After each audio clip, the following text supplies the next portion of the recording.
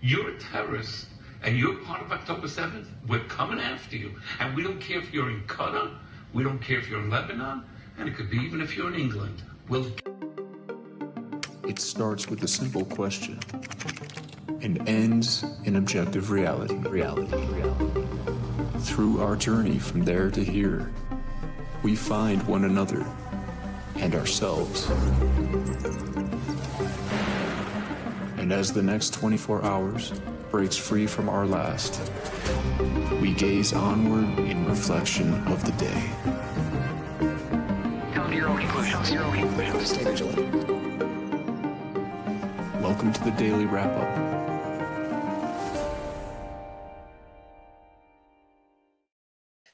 Wednesday, September 10th, 2025. Thank you for joining me today. Very interesting arc to today's show. Some sad news to start, which I'm sure everybody has seen, causing a lot of chaos in the partisan field today, which is very much, it's an interesting addition to a lot of the stuff that's going on in the world today. Horrifying, alarming, sad. Human beings being killed is sad regardless. And we'll talk about that to start. But honestly, it's not the biggest story we're going to discuss today. There's a lot of incredible things going on in the world. And tomorrow is September 11th. And I really think it's an interesting time to think about what that means in the way that Israel has engaged with that concept. And I mean, you can go back to the beginning, and Israel's really, I forget what the exact time frame, however many decades after the fact, Netanyahu, Netanyahu said that 9/11 was, see, now I'm forgetting the exact framing, that 9/11 was good for Israel. I'm just butchering the point because I can't remember exactly when it was or what he actually said. It jumped into my head, but you guys are probably familiar with this. The Netanyahu had said that 9/11 was good for Israel. Now, yes, I mean, you could argue there's nuance that he meant because it exposed X, Y, and Z. Well, and then, but you add more of it, you go through the story, you continue to this day, and you recognize many, many, many examples where Israel is involved, Israel was documenting, Israel was, wildly benefiting. The U.S. has fought Israel's wars continually ever since. It's very interesting to see. And I think we've noticed many times over the years that Israel's used 9/11, has threatened things like 9/11, has pointed to, has carried out different events to drive people to certain positions. It's not conspiracy theory, but we're going to go through that, keeping this in mind, knowing that this is tomorrow, even starting with Charlie Kirk and asking yourself if there's more going on in the world that relates to some of these points. But we're going to talk about some really big stories today that are, as I think, as always, you watch this show, there's almost always some larger kind of under point to everything we're pointing to. There's always the individual topics in the different categories. But I mean, I do my best anyway. It's not every single show, but I think more often than not, there's kind of an unspoken point behind it that I don't even, maybe 50-50 decide to even point out in the show. So just always think about that. With the way these things connect, the way that these stories align, there's usually a common thread. And so today, a lot of the things we're going to talk about, and so that Charlie Kirk being shot, and as I can see now, at least being reported that he was pronounced dead, we'll talk about that to start. For a lot of reasons. It's a large story. It's as being a human being, it's a sad story. And I always think it's important that we show decorum, which I've said in any context. The same way that the right comes out and shows how disgusting they are when something bad happens to people on the left they don't like, we're seeing the same thing happen right now with people from the left being really disgusting about this story. And we're also seeing a lot of right-wing people using a lot of really disgusting, using what happened to progress their personal agendas and to create more violence and negativity and division amongst Americans because it's the left evil people that are doing all of this. We'll get into that to start. But we're going to talk about a lot today that overlaps with some, ongoing stories in the world today. One of which I think is health, that I really have been, I think it's important with the way I think Trump's administration is pivoting into some really alarming things in health, that we don't lose sight of that. It can be easy to with all that's going on, but I'm happy to see that the Maha community is rightly so very much fixated on that conversation, and it doesn't seem to be missing much. There's plenty of them within that seem to be willing to pull punches wherever it suits the interest of the team. So they're not really Maha, in my opinion. They're really Team Trump or Team U.S. government, as it were. Maybe they don't realize that, but it's all the same thing. But we're going to talk about a few more additional points around the health discussion and make sure you didn't miss some of the important things I think we're developing around, like the community shot, for example, which I still don't think people are acknowledging is actually there. But overlapping this with the Bill Gates conversation of yesterday, but I think for points that are important to see how, just the hypocrisy around it all, but I think as it relates to the way that this is conducting itself, that, Gates is an immersed part in this. He's very adamantly and outspoken, working with Trump in regard to the vaccination direction. And I just almost can't make sense of how crazy that is with what is happening. I always say this. I know the people, the team sport, politics, top of these paradigm manipulators, they aren't going to call it out. They don't care. But I believe there's a ton of honest people, even though they may pick one side of the left paradigm, right paradigm that I may not agree with. Why don't they scream about this? It just blows my mind because it's such an obvious, according to Jones, he should be in prison right now, but now he's on the inner circle. It just feels like a very weird deviation. But where I think those are coming from, the floated idea that Fauci may now come back before Congress. I certainly hope so. Or that Obama, Tulsi Gabbard came out, which is oddly, I do agree, getting very little attention, which I do, even though I don't feel it's going to happen, I still think it's weird it's getting little attention, that Gabbard came out and once again discussed the idea that, that Obama's committing a coup or had and is treasonous. I don't think it's going to amount to anything because I think they're all part of the same team, but it's an interesting development in where this all goes. I personally think it's more largely distraction. We're going to talk about some overlapping points of Ghislaine Maxwell, Epstein. Just want to keep you up on the developments as they go on day by day. It's important to see where this goes and that we don't, when these stories start to flounder and they don't go the way that the partisan teams promised they would, they tend to fall by the wayside. Surprise, surprise. And so it's important that we keep up on, how it's not going that direction and that we be honest with ourselves about what's happening. Some parts that overlap with that in regard to immigration, but largely sort of like the technocratic change in this country.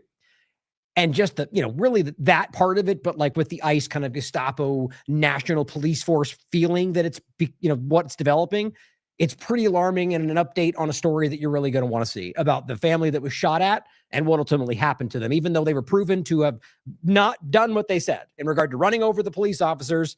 You're going to be upset with the way the story ends. We're going to talk about, sorry, that was just, that's right. Sorry, I included something that I had forgot. I'm just going through these. But one of the main things that I want to make sure we talk about that I think is really important to where this goes for the bigger picture is an important article that's breaking down, which largely what we already knew, but really insightful about Silicon Valley, the technocrats, as I see it in particular, not all of it, who we're talking about, basically building out the whole dystopian digital control structure in China, which we all know. We know about how that setup goes, the surveillance and the biometrics and the social credit. Well, it turns out that Silicon Valley was the people Oracle, the same people we talk about, the people that are currently involved with what's happening here, were involved with creating that there. And so what I think is an important part of the story is how it seems like that was sort of an incubator, a test bed to bringing this into the West, which then shows you, if you look at it that way, that it really is just this technocratic blob that's just taking over part. I mean, that's what it starts to feel like. Either way, it's important to see that the people who are now screaming about freedom cities and democracy over here were the ones that built that over there. And weirdly, they're building this freedom area over here with the same tools they built that dystopian terror over there. The point is, it's the same thing, obviously. And I think it's alarming to see how clear that is, and people in the partisanship don't want to call that out. We're going to talk about some foreign policy, and depending on how much time we have, this may go the part that we trim down. But and actually, this part I want to make sure we get to. I want to talk about Nepal and what's happening there. It's over the last so many days. There's been what appears to either be a coup or regime change, a revolution. And we'll get into it. I think it's an interesting point to make about the larger conversation today and how there's a lot of moving parts. Like we fixate on, the U.S. government and like the larger powers, which in many ways we should. But as this stuff continues to, let me put it this way, as I see things change the way I think they're changing, I think we're seeing more, the front lines move a bit in regard to what makes sense and what needs to happen, AI data centers and all these things that are shifting. And so we'll get into, that as a larger point for like kind of a springboard for other conversations of regime change.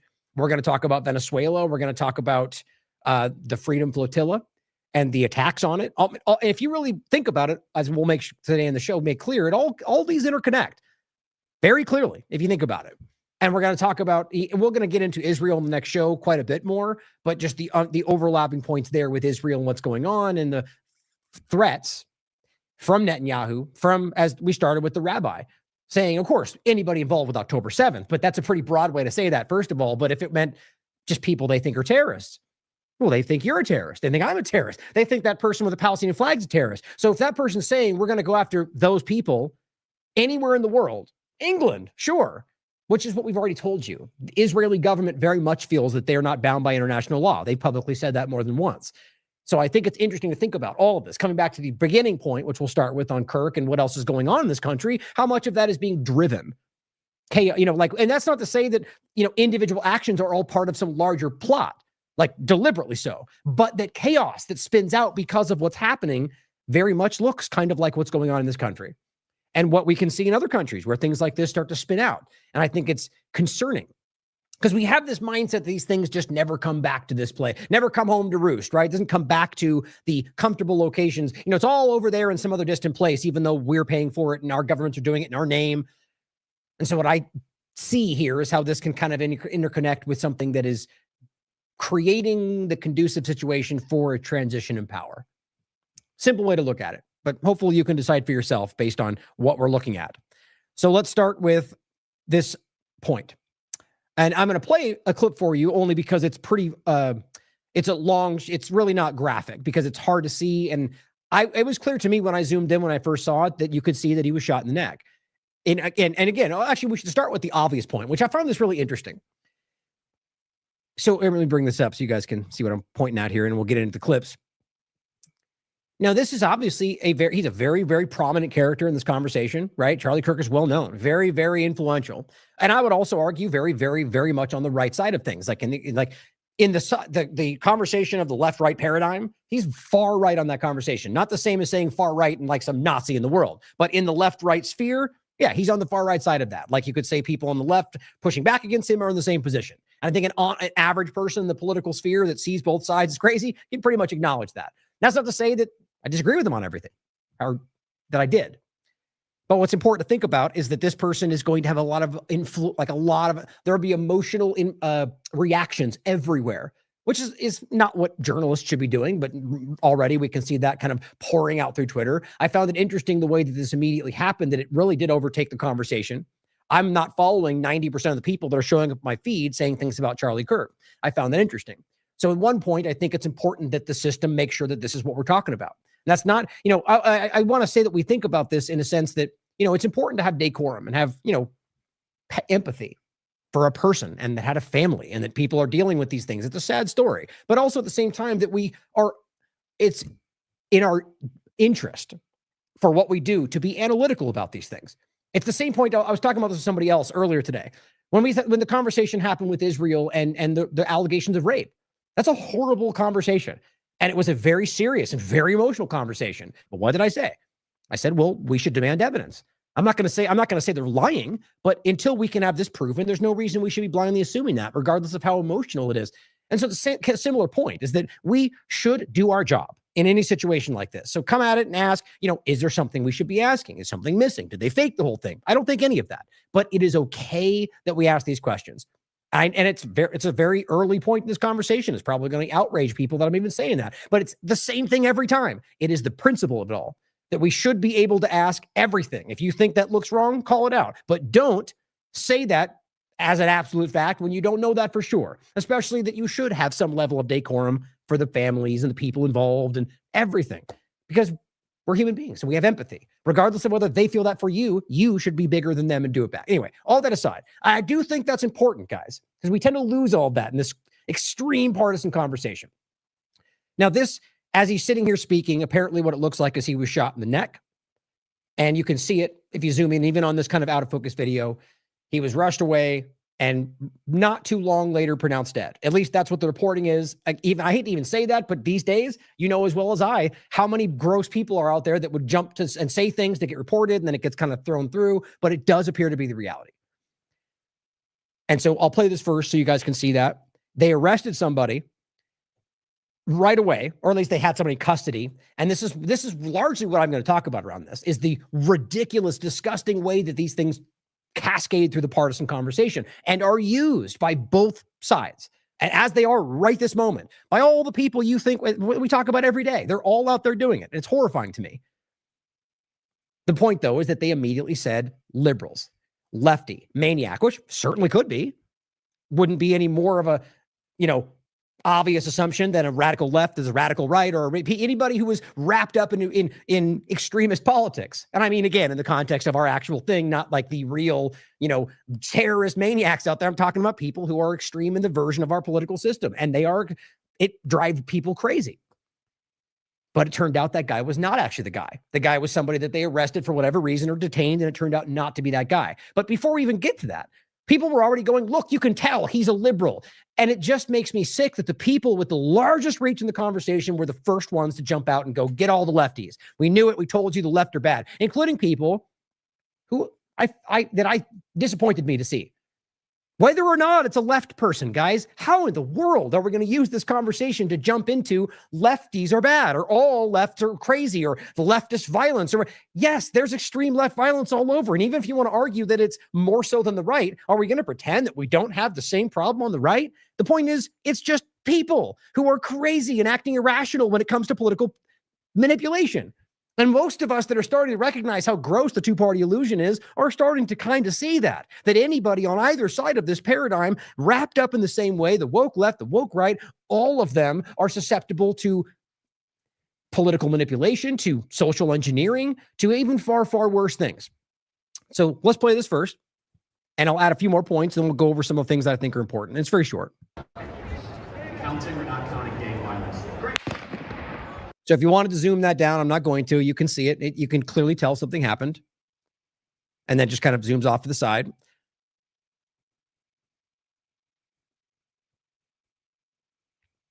So here was the guy. And all he's saying is, I have the right to remain silent. Which, by the way, on a side note, good for him. Because the point is that especially since he turned out not to be the guy, that anything you say in a situation like that will almost guaranteed to be used against you. Most lawyers will tell you that. You know, cops have a job, they go after what they can find, and if you're the only one in front of them, well, they're going to do their best to make that the case. Not even necessarily in a dishonest way, even though we know that happens. Anyway, that if these reports go so far, since it's happening as we speak, that this guy turned out not to be the guy. That's what the reports are saying. And yet it did spin out in the ways you might expect. So on one side of it, 5 Times August says mainstream MSNBC, CNN, the coverage of Kirk is truly disgusting. And, you know, again, we don't even need, you all know how these cartoonish characters on the left and the right, CNN and Fox News, react in these conversations. It's, you know, you could go back 10 years ago and you would have found far more decorum than you do today. It's got like a rapid change in this country, in every field, in every, you know, the power structure at the very least. But disgusting. He says, even in a moment like this, they have absolutely no shame. Now, I agree. Look for yourself. You know, and it's not about saying, well, here's his opinions or here's that, but it's about trying to go after this person at a time when this is what's going on. Now, look, if you want to make an entire go after, you know, like, look, you can do whatever you want. This is what I mean by decorum. Is it necessary to make an entire hit piece on Kirk today? Not really. But it's up to you. You can do what you want. But the point is, this is the kind of political drive because they see it as an opportunity to go after the other side. And all that really comes down to is driving us against ourselves. Now, this guy says a crazy liberal boomer shot Charlie Kirk. In the close-up video, see, because he looked at the video, saw a white guy, and assumed it was a crazy liberal because Charlie Kirk. That's the mindset that's going on around these conversations. And it says, and, you know, blood, and it was, you know, bad. It's all the blood is all we keep seeing. They are coming for you and your family. That's what he said. They want you to kill your children. I mean, guys, this is like George Bush, neocon 9/11 stuff.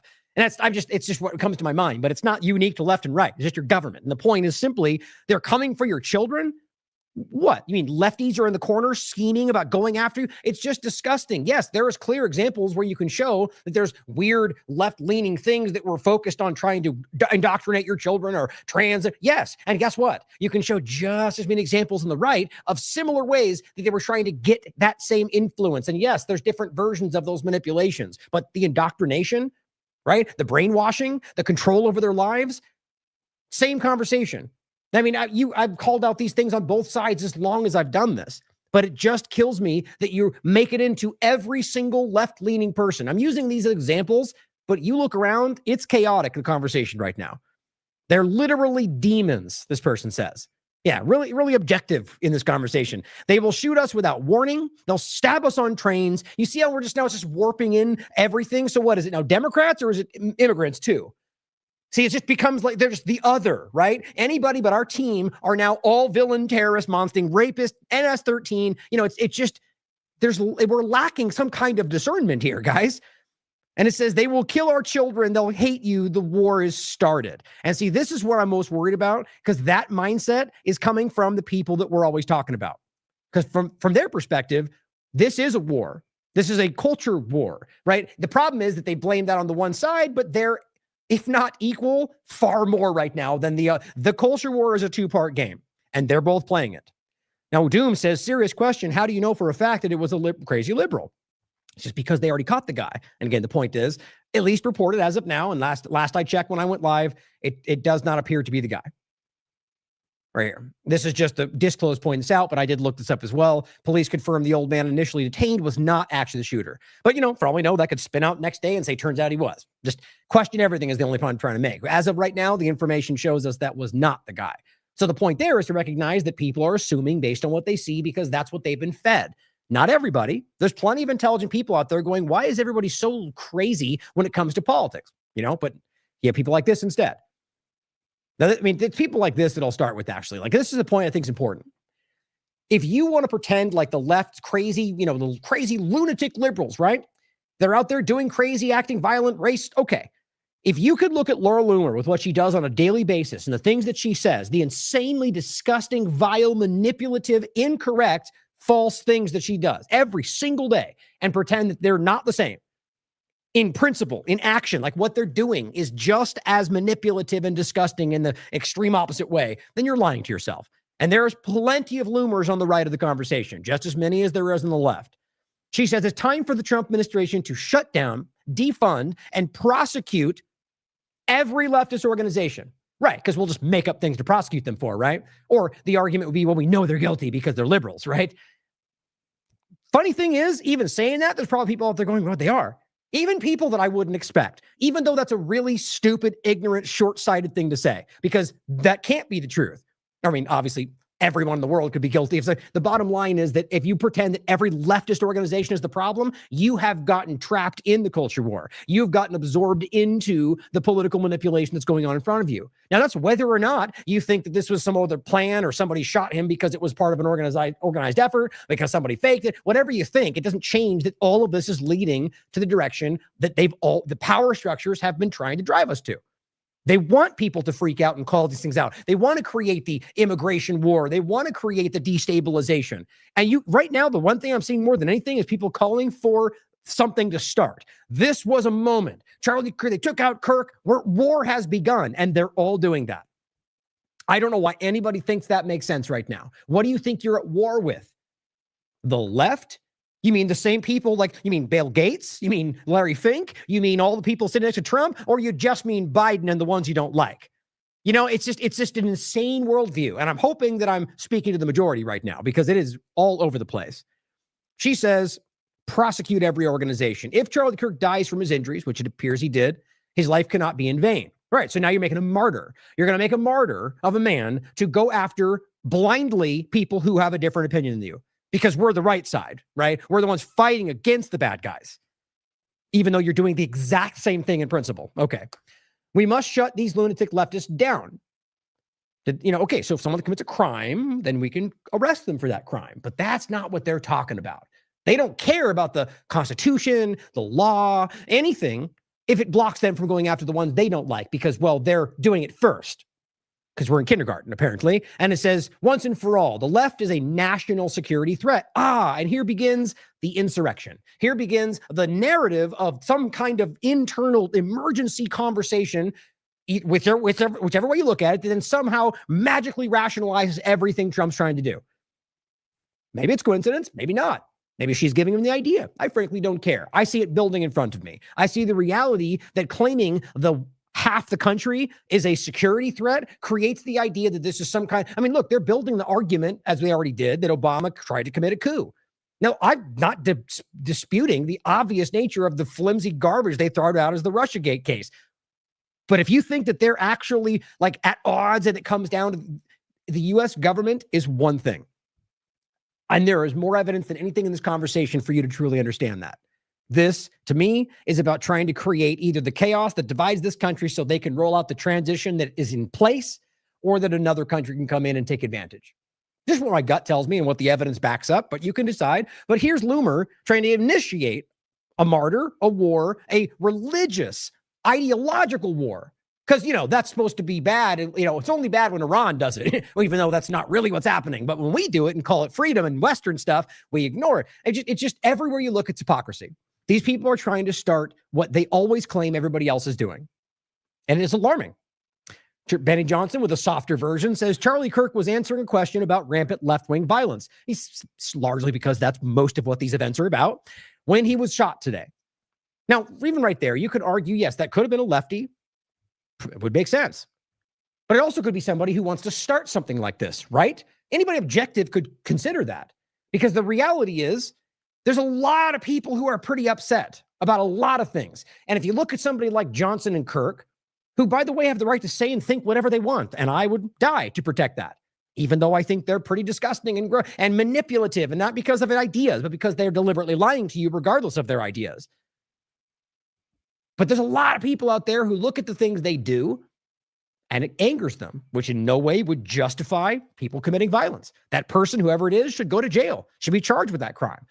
But when you think about what's going on in the world, my point is that you can see an obvious counter effect where putting people in positions where you're claiming they're terrorists, even though they're fighting for their families, or going after people because they are standing up for the Constitution, you tell them they hate America, or any number of alarming overlaps, people can go crazy. And I think that's by design. I think with the antidepressants and the pharmaceuticals and the chemicals in our water and everything else that's going on, people are breaking, and it's like they have been for a long time. The shooters and different things. The point is that people like this are the fuel on the fire. And then they turn around and act outraged and righteous when they are the ones that get attacked. And I'm never saying I think it's justified.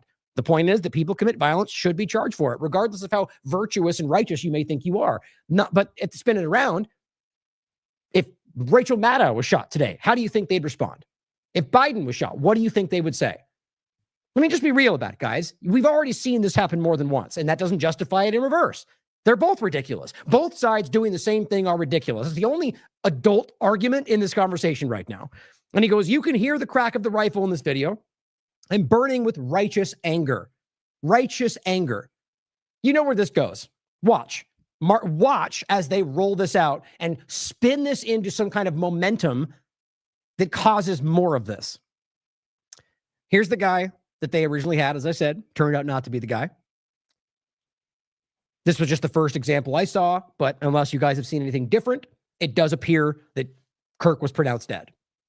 And again, I mean, I think that's sad. He has a family. He has people that care about him, regardless of whether he has been very dishonest and manipulative with his coverage in many, many, many ways. I still think it's sad. And the reality should be that as a human being, we can be able to understand that.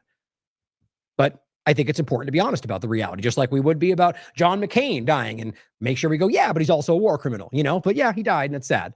But overall, the bottom line here, guys, is this is going to lead to something where action's taken. I mean, Donald Trump has been spearheading, I shouldn't say spearheading, but more so than many I've seen on the right, at least, going after guns. Bump stock bans, the conversation of the due process second, guns now, due process later. I get the sense this will roll into something that it appears to be rational, but is still an undermining of the Second Amendment that'll get ignored by the people on the right, or any number of different shifts that will take place because of this, including what Laura Loomer's pointing out, that Trump somehow makes it illegal to have certain mindsets or certain ideas, and all that becomes, it's not about actual left ideas, it's about the government being able to control ideas anytime they want. That's always what it comes down to. You always fall for they want to force in pronouns. No, they just want to use that as a way to get the shoe and the foot in the door. So then later they can go after you for anything else. Okay, look at it like this. They're all censoring people out there before for hate speech and pronouns and whatever else. Okay. And the right thought that was bad because it was bad, because it was unconstitutional. Then the right comes into power. What do? Well, you can't be anti-Semitic. You're censoring because you're a racist. You're a terrorist. Okay. What's the outcome? Censoring based on hate, based on speech. And they both did the same thing. But the narrative is sure different, but the outcome is the same. That's how all of these things work. USAID, either side. You have to start seeing this, guys. It's never been more obvious, in my opinion. That whatever they're doing and why they're doing it has made this clumsy and bombastic. It's time that we start calling it out. Now, Derek makes a good point about this. And if you got any more updates on something that adds to this, please let me know. I think that's what I wanted to address today, was overall just the way that this is built. And I mean, like the partisan manipulation, the partisan dynamic. It is so obvious to me that it is about emotion circumventing logic. And let's just say, for sake of conversation, that this was just a random guy who got radicalized by whatever, which is happening on both sides of the paradigm, and both sides are using it and carried out a terrible thing. And then immediately the system jumps into place. Everyone knows, well, okay, well, this is how we can use this. And it drives that division even harder. Instead of going, that's a sad story. The crazy, just, demented person that did this will eventually be found, hopefully, put in jail. And that should be the end of the story. It's a sad story. Somebody died. Somebody got caught. Until somebody gets caught, that'll be the ongoing story. But that, I can promise you, it builds well beyond that, shows you the political manipulation within it all, as usual. But somebody mentions in the chat, Gideon, for example, right? How much you want to bet Donald Trump, which I have right here.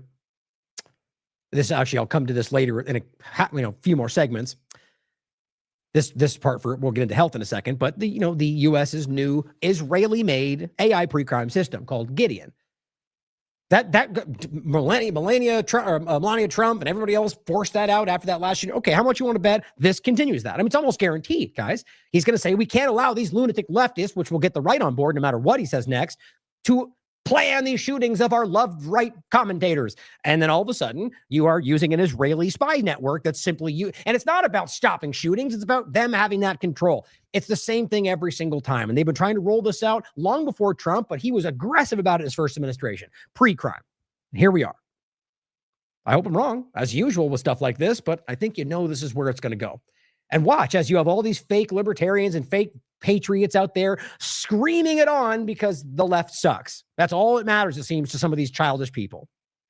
But on some partisan points in general, as Jason pointed out, the past week, MAGA sycophants called transparency a hoax, pushed surrendering self-defense if you're trans. That's the gun discussion of trans. Even everybody consistent in the principles simply said yes, but like anything else, that's a violation of the Constitution. Other than the fake MAGA people that said that, when I say fake MAGA, I mean not MAGA is fake, but the people pretending to be MAGA. Because in my mind, it's not MAGA because you support Trump. It's MAGA because you want to make America great again. And by doing so, you want to support the Constitution than what you thought they were doing. Those are the real MAGA guys, and they're out there.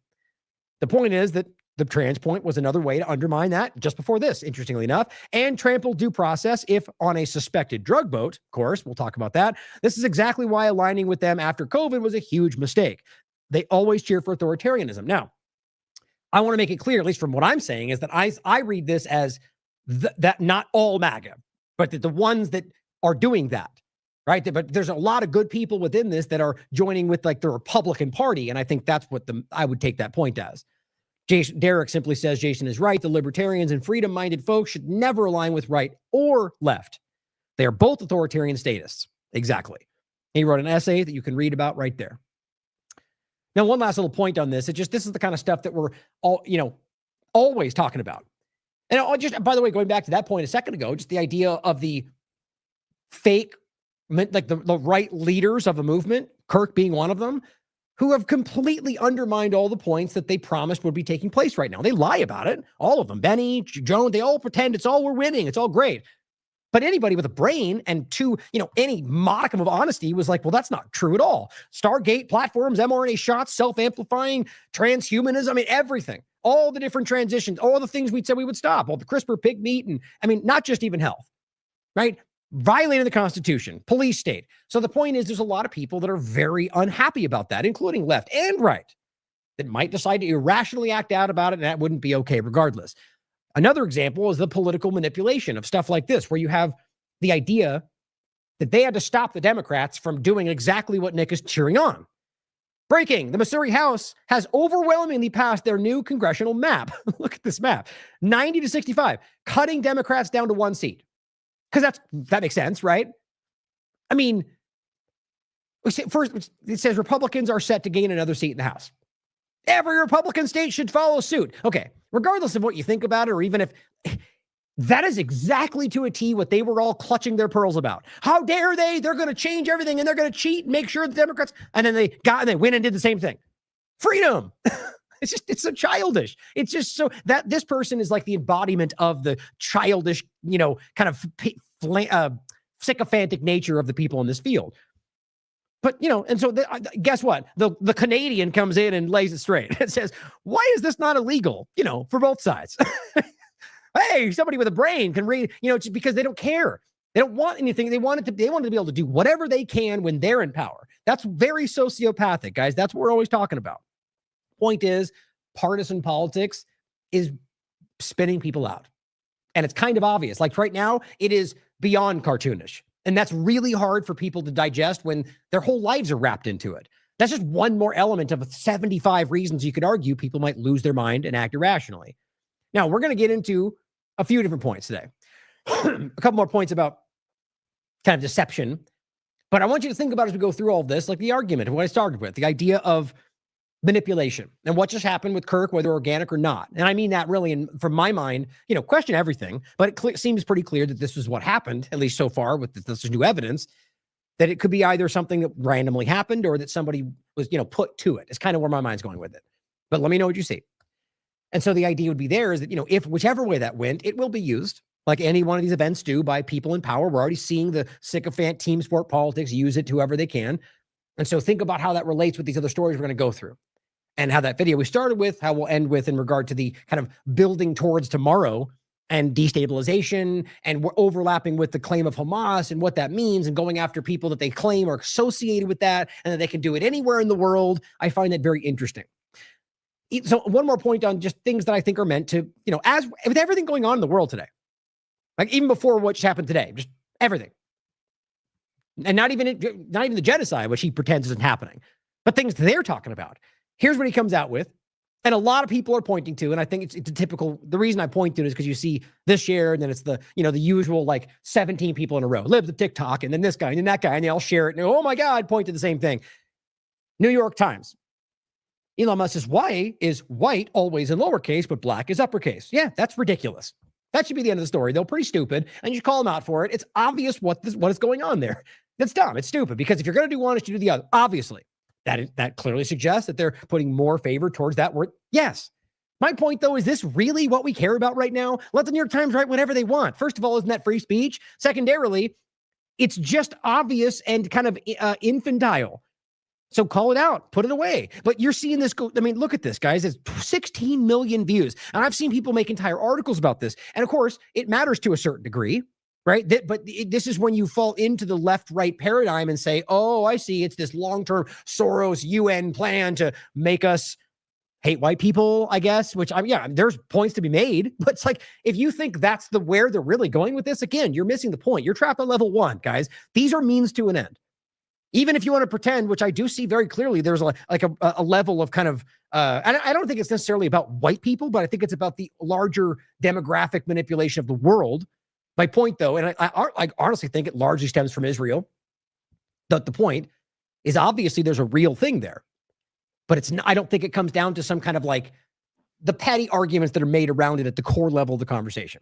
It's about bigger conversations like I'm talking about in regard to destabilization, in regard to the weird prophetic, religious Zionism, and all that. Anyway, the point of other than what it could be is the idea that this gets so much attention.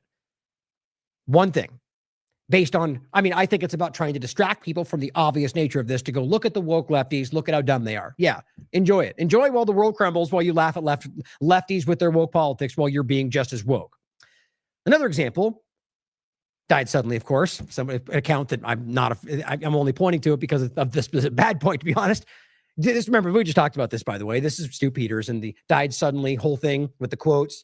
Very clearly did then hide all the results of people that said died suddenly. I thought that was very on purpose. Not to mention the documentary was riddled with misinformation. And I mean like legitimate lies about things that even doctors called out that were in it. But, aside from that, the point is they highlighted the FDA is now saying that it's okay to take ivermectin if you got COVID.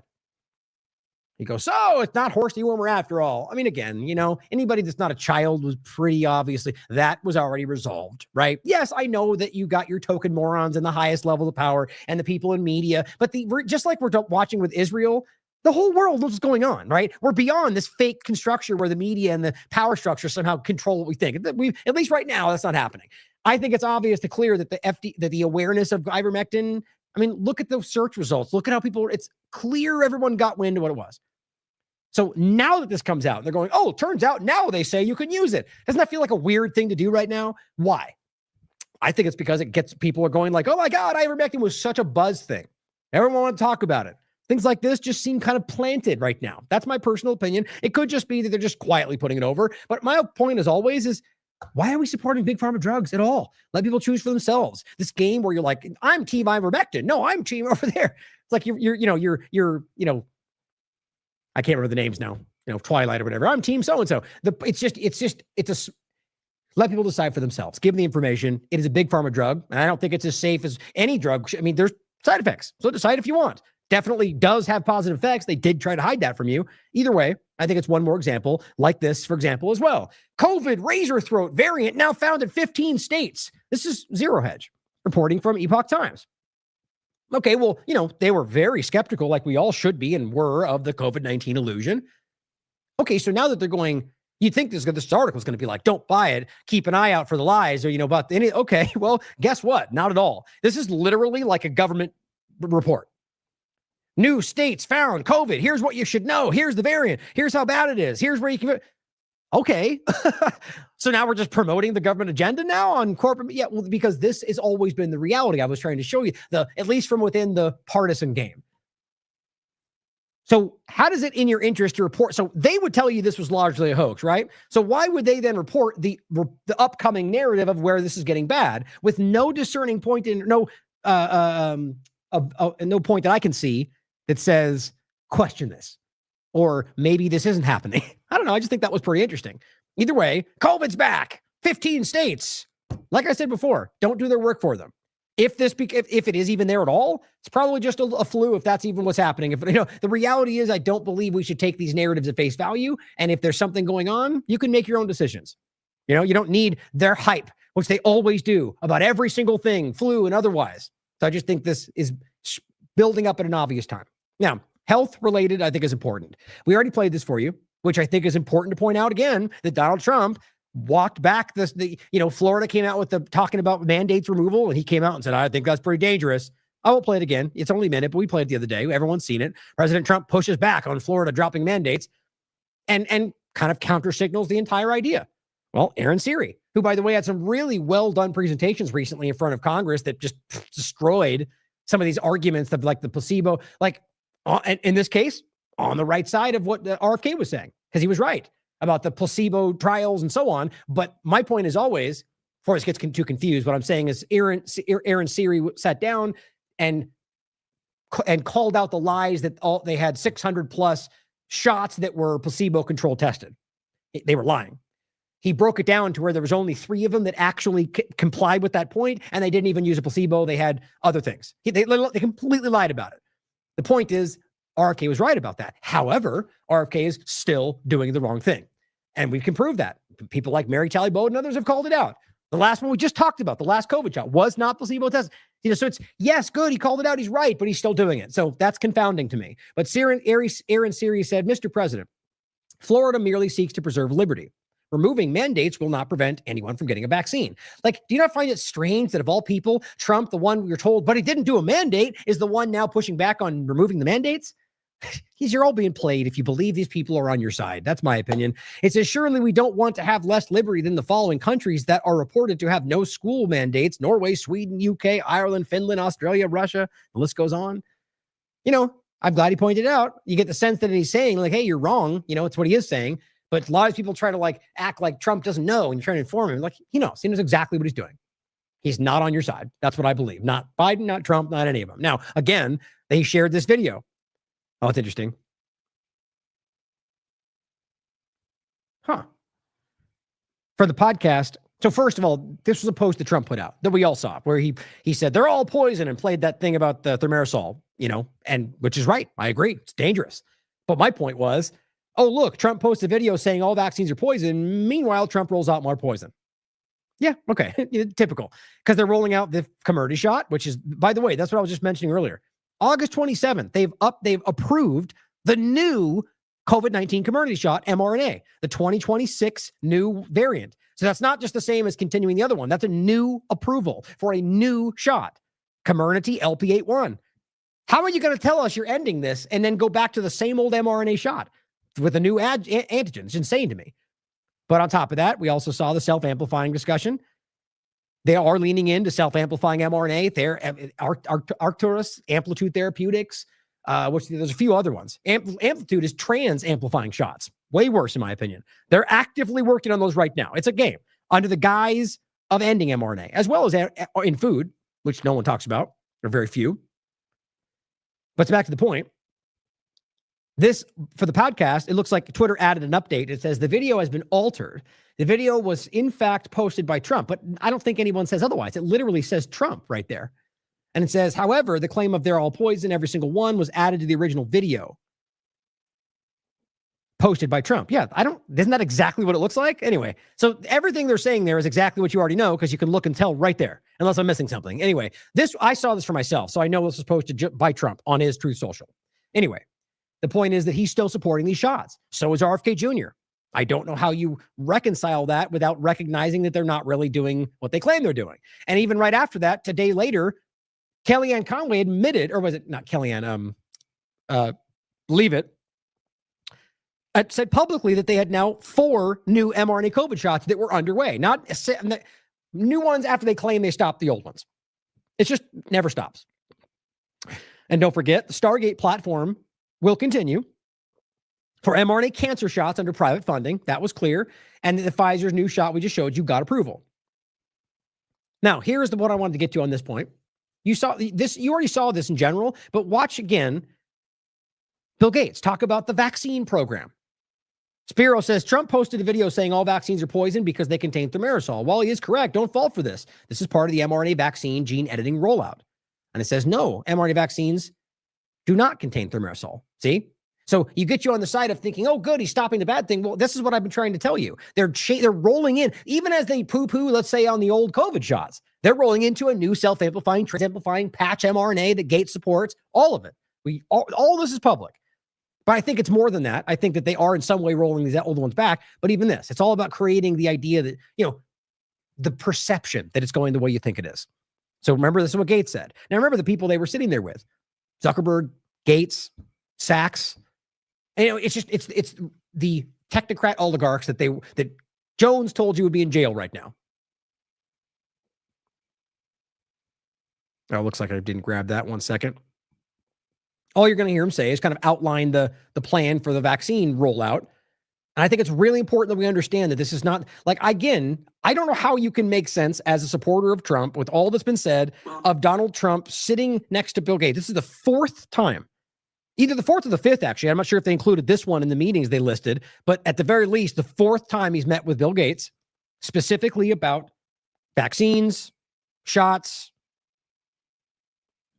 gene editing, CRISPR, all the things he's working on, guys. Gates says it himself. In the second phase of my career, giving away all the wonderful money that Satya's good work has helped multiply a lot. But I think the thing that ties my first career that I still spend some time on because AI is so phenomenal, and my second career is innovation, innovating in health in areas like vaccines or gene editing, and the president and I are talking about taking American innovation to the next level to cure and even eradicate some of these diseases. He mentioned polio, which is one that... Oh, good, guys, because we all agree that we should keep doing that, right? Or am I missing something? How in the world does that float by with all these conservatives out there? Yeah, it's 40. It's all because, he's tricking them. It's all 40 chess. Many of them said that. Look at how Trump got them all to say thank you. Oh, he won. Now they're all making shots. They're going to kill your children. He got them. It's just insane to me. That is obviously not what we were told. Now, of course, the point he's making there is about the AI created drugs. That's what he's talking about. The data centers are not just for your AI systems on Grok, guys. This is AI created drugs. That's Stargate. That's what this is really about. They're just dangling old things in front of you, telling you they're stopping them while they're rolling out the structure in front of you. You're just not seeing it. It's right there. Catherine's been calling this out for a very long time. We're close. We don't need new science on that one. For some like HIV and sickle cell, we do need new science, but the U.S. Has the seeds that in the same way that Warp Speed took those seeds and put them together, I think something fantastic can be done. Yeah, because Warp Speed was great, wasn't it? We all agree that Warp Speed was fantastic, don't we? I'm kidding, for the new people. AI for our foundation is that we want a doctor for everyone in Africa through AI. We want farmers to have incredible advice and, kids to have a chance to learn. So, well, okay, those first two, do they want those things? I mean, it's funny how we never have that conversation. Do they want your medical help? Do the farmers want your advice? I'm sure some of them do. But you see, in the way this is going, the way Trump is rolling these things out, there's no choice being given. And yet the people screaming they're fighting for liberty and freedom and rebels fight the deep state are the ones that seem to ignore it right now. Maybe the left are already okay with that. But what's funny is, I was just talking to somebody about this. If you really look at what Trump has rolled out in this country, outside of like the core things they focus on, he has rolled out far more socialist type programs than anybody I've seen. But Trump did it, so it's easy for them to ignore it. The work being done by the people at this table is changing the world. It's, coming fast, so it's great. We all get together and talk about how the U.S. can lead in this key area and apply it even to the poorest outside the U.S. as well as to our great citizens. So thank you for incredible leadership, including getting this group together. Thank you, Bill. That was very nice. Oh, they're best friends. It's just strange. There's always an excuse. There's always a narrative for why it's not what it looks like. But consistency is what I'm always talking about, right? Consistency. He continues to be on his side. He continues to support him. They continue. I mean, you can go back to the first thing. We'll have to work with Bill Gates and shut the internet down. We just talked about that. They'll call that. I mean, why not? Let's just play it real quick since it's funny. But the sad reality is that this is consistent. Because we're losing a lot of people because of the internet. And we have to do something. We have to go see Bill Gates and a lot of different people that really understand what's happening. We have to talk to them, maybe in certain areas, closing that internet up in some way. Somebody will say, oh, freedom of speech, freedom of speech. These are foolish people. We have a lot of foolish people. Right. Because you're foolish for knowing that he's wrong, right? That's insane. Nothing changed. Except the narrative from Benny Johnson about how great it is that we're all winning, whatever it is. Somebody mentioned this in the chat. I just was going to look at it since we're on the health point. I think this is the one, and for the one mentioning the chat, the Russia cancer vaccine, what to know. Doesn't say mRNA. Somebody in the chat said that. I'll include this. Let me know in the chat if that's what you were talking about. Doesn't seem to suggest that it's mRNA, but there seems to be a lot. What I thought it was relevant, if it did connect, was that it's a global thing we see. Like what saw with lockstep during COVID, they're rolling into this direction, and that's cancer mRNA shots, and I'd imagine they're probably working together with that. But I'll include this. But continuing on this point, my point was to talk about this with the Bill Gates overlap, right? So health is one thing. I wanted to include those points so you didn't miss it. The Comirnaty shot and the self-amplifying, it's all very real and happening. But, we get so suppressed that it's rare that it breaks through past the people that already follow this platform. So help us share that. But it's the bigger point, right? So Gates, which the right would tell you should be in prison, but we'll ignore that he's immersed with Trump, is actively building a world that is counter to what most Republicans think that they are fighting for. I guess I forgot this one too, but let me play this clip for you. And as Spiro rightly points out, it was 5 times August. Hey, let's get this guy in for dinner in the White House. oh, wait, too late. He was already there, and you'll see why. Place that India leads, but there's a lot more that all of you can be involved in driving forward, is this digital public infrastructure. No country is otherwise known as the digital control grid more able to take government benefits and get them out efficiently and effectively to their citizens than India.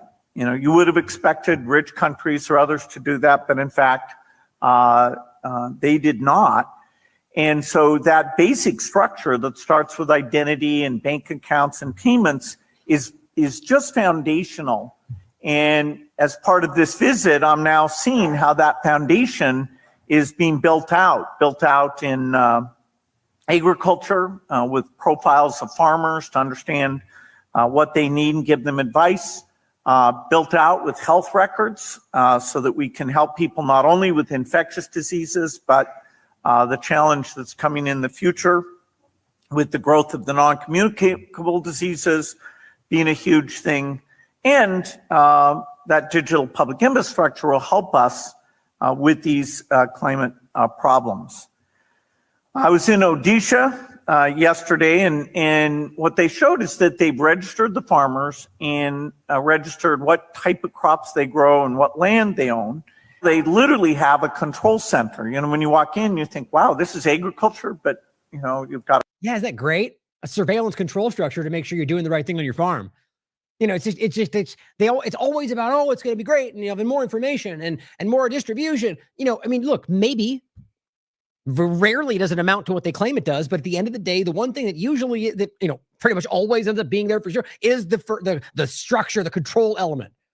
You know, the idea that you now have to check it. I want to go have a plot of land and do what I want. I want to grow what I want. You know, the idea that this is the way they're building the world, it's not a secret. And it's all about this, you know, again, the collectivist mindset, which is largely being driven through the current administration. It's not new. It's all of them doing the same thing, different narratives, sure. But look at the outcome. Half the time these things happen under the side that you don't think it'll happen under for that very reason.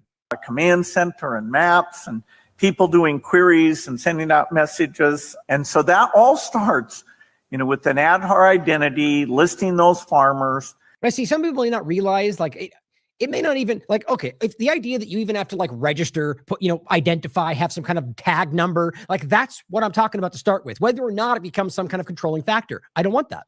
That should be my choice, whether I want to be involved or on some database. But they don't care about that anymore. They act like you're crazy for even having that thought. Getting the information, making sure it's up to date.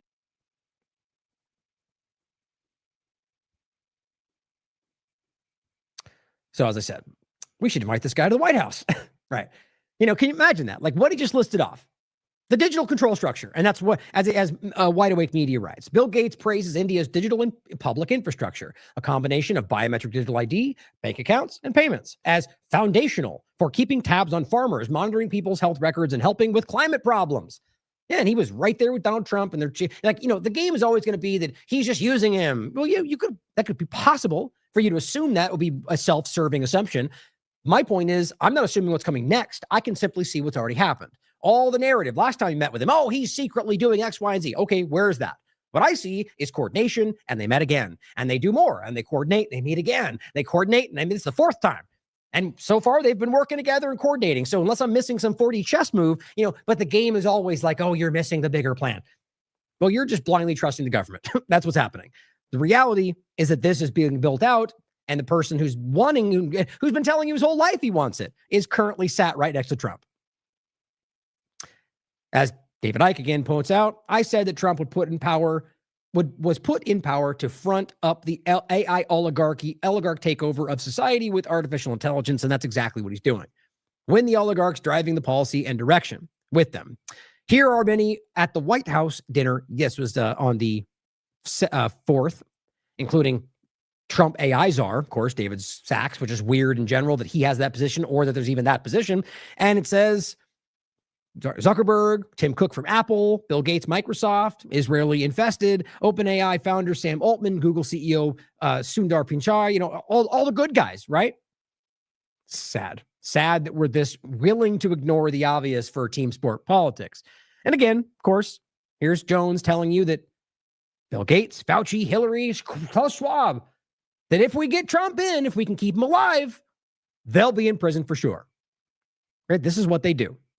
You know, they mislead you. And now again, we're being told there's going to be more. Now, hey, you know, if it happens tomorrow, I'll cheer that on. Happily accept that I was making fun of him and I was wrong. I would happily accept that. To recognize that Obama's in prison for do crime, yes, regardless of whether it's, you know, equally applied. He's a criminal, he's in jail, good. But I think Trump should be too. And I think all of them should be because they're all clearly breaking the law. And I don't even mean in abstract conversations. They're all war criminals committing war crimes, even just the last two administrations in particular. But here's Slow News Day, Steve saying 10 months later, Trump is having dinner with Bill Gates and Hillary approves his handling of the Russia-Ukraine. Ozempic Jones is just pathetic. Now, you can say he's wrong, but at what point do you then go, okay, either I'm making these things up or the people telling me these things are constantly getting it wrong? Wouldn't you adjust? Well, I think it points to the latter, the former, if he keeps doing it. Either he's making it up or it's in his interest to keep lying to you. It keeps going this way. Now, again, though, if it happens, I will address it. Trust me. But I think where this is going is this constant, just like we were told that Hillary would be in jail by him, 17 times already? Clearly, it doesn't seem to be happening. But tomorrow, it certainly could. The reason I'm saying it is because it's always possible. Here is a clip. If you, let me see if I grabbed it or not. I guess we'll watch it real quick. Of Gabbard. And this has to do with Obama. Now, think about what's being said here. How many times they've said the word treason? And I mean, if you have a package of a dossier of evidence that shows that he's literally committed treason, and that you've to the point to where you've stated that, not hypothetically, not maybe, but stated that many times, how is he not in prison? Oh, they've got to investigate. Okay, well, shoot, it's been what? It's been months now. You telling me they haven't started that? That this is this is a weird drip forward kind of thing where she steps back out and goes, I've got this new thing. It just feels weird. That's not to say it's not going to happen. Maybe there's parts that I don't know. I am always very much considering that because I don't think we all know in everything in any situation. But I just get the sense this is clearly not going to happen if history is any judge. But fingers crossed. Chelsea, and we do want to take questions on this topic while the director has time for this topic. She will leave. I'm happy to take questions on other matters after that. But if anyone has questions for Director Gabbard, you're welcome to ask them. We'll start with our new media seat as always. Emily, go ahead. Thank you. And Director. Okay, we'll start with the token fake media, the token independent media seat first. That's weirdly taller than everybody else. I can't believe they're still doing that. I mean, I don't even watch these things half the time anymore because there's such an exercise in futility. But I don't know. Would you? I mean, it feels like you're being. I mean, I feel like I might accept that if they ever actually never would happen. Offered me to go in just so I could try to ask something that would actually matter. But it just feels like you're being used. Like you're just a token. Why not let you sit with everybody else? Like, this seems very weird to me. I made this point last time. I think they've lowered it at least. Before, it was like you were this weirdly different level chair, or like lower, I think it was last time. Very weird. Anyway, back to the token mainstream alternative media question. Questions for Director Gabbard, you're welcome to ask them. We'll start with our new media seat as always. Emily, go ahead. Thank you. And Director Gabbard, this one is for you. Do you believe that any of this new information implicates former President Obama in criminal behavior? We have referred and again, this is my point about this. So pretty sure this is an ongoing criminal investigation, right? I'm pretty sure they're compiling an investigation about him committing treason. Pretty sure you can find out that's a crime. This is about her asking a question that's like, say out loud Obama's a criminal. That's very mainstream alternative media for you. The point is that question's already been answered. They're just trying to get this stated, which I will say sometimes that's all this job could be for them, is getting them to say the thing on the mic. Either way, I think it's funny. Partisan media is going to partisan. That's what they do. We'll continue to refer all of these documents to the Department of Justice and the FBI to investigate the criminal implications of this. For even former President Obama? Correct. The evidence that we have found and that we have released directly point to President Obama leading the manufacturing of this intelligence assessment. And that's been said before. That's not new, right? But either way, I think it's interesting that where it's already gone and what's already happened seems to suggest to me that there's really probably nothing going to happen. Or they march these people out and have them say things back and forth in front of Congress, and then nothing actually happens, which is usually how that's ended up with Clinton more than once. I don't mean some kind of like briefing about an event. I mean, like with like the investigation of pay to play for the Clinton Foundation. Nobody ever went to jail. Nobody. And it's the same thing every time. There are multiple pieces of evidence and intelligence that confirm that fact. Ed, go ahead. Director Gabbard, thank you. So just two questions, but to begin on that. The president yesterday, you've inferred that the former president helped lead a coup. Based on what you now see, do you believe President Obama is guilty of treason? I'm leaving the criminal charges to the Department of Justice. I'm not an attorney, but as I've said previously, when you look at the intent behind creating a fake manufactured intelligence document that directly contradicts multiple assessments that were created by the intelligence community, the expressed intent and what followed afterward can only be described as a years-long coup and a treasonous conspiracy against the American people, our republic. And I mean, think about saying that and then having this reason that almost exactly what they said months ago. And here we are. Not in jail. I just don't know how you make sense of that. I mean, to me, like, imagine in any other context, somebody with the evidence enough to say that. And again, this is not a new story. It's not like they started the investigation last week. They've been doing this with bodies of evidence for, years. So I think it's pretty easy to sense that this is not going the way you think it might. But her stepping out and saying that sure as hell gets a different ball rolling, doesn't it? And then Rand Paul comes out and says, we uncovered new evidence suggesting Anthony Fauci tried to evade FOIA request. Whoa, I'm so shocked. I think it's important if you can prove that, but I think we all knew this is how this was going through multiple administrations, by the way, and even instructed NIH staffers to delete emails after reading them. Now, it's amazing to me that this can be stated and somehow doesn't seem to implicate Donald Trump. If this happened under Biden, it would be absolute without, you wouldn't even bring it up. Oh, then clearly that means Biden because he was the president. But after Trump, he's somehow always like this third party that's like, well, I was just Fauci, I didn't know. It's mind-blowing to me how weird that separation is. The point is always, if you're in control, if you're the president, then you're responsible, even if you didn't know. That's what real leaders do. Either way, we're talking about a time when Trump's the one that put Fauci in position, guys. And really, the idea that this is happening has to at least be considered, or my point again, either way, is that is their responsibility. That's Trump's administration. But Fauci's the one that should be held accountable for this in particular. And ultimately, if we can prove that, I hope he goes to jail. This guy is a very clear manipulator going back well before COVID-19. But it's time he comes and testifies before Congress. Okay, well, seeing as how half the situation is going to do whatever they can to make sure he doesn't see a day of jail time. I'm not trying to be blackpilled on this. See it through. Put him up there. Call him out. Lay it out there. Fight every single moment to make it happen. I just telling you, my gut tells me it's not going to. See, the difference is blackpill will be like, oh, well, there's not, we know there's no one even try. They're not going to do it. You're naive for thinking you can have an effect. Somebody said to me the other day. And I'm like, well, shouldn't we try? It's like, that's blackpill. Like, you're the blackpilled one calling us blackpilled for not believing in the two-party illusion. It's altering the definition. But this seems to be popping up right now. Highwire, newly released emails show Fauci directed colleagues to delete after you read. Good. Spread it. The guy's a criminal. But we'll wait and see, I guess. Another story that seems to be floundering, even though everyone knows it's there. And, it's like just Epstein, Maxwell. You saw another part of this, but this is Massey on the interview saying something just important. Like that he said this point blank, I think is important to hear. But as always, question whether or not he's playing his political role for his own benefit. I feel like, look, I think all of them do that. And in many cases, many argue that's just the way it is. I don't know if I can agree with that, but I do get the sense that Massey has good intentions in a lot of things he does. That's just my feeling. That it means nothing for the facts. At the end of the day, all we can look at is his actions and the outcome. And again, he has been very consistent with these things. His principles have been very clear. And so, but again, it's going to take me a very long time to ever feel that any politician will earn back the trust that I maybe once had in my life. None of that's to say, though, that this is not important. What he's saying, I think, is powerful.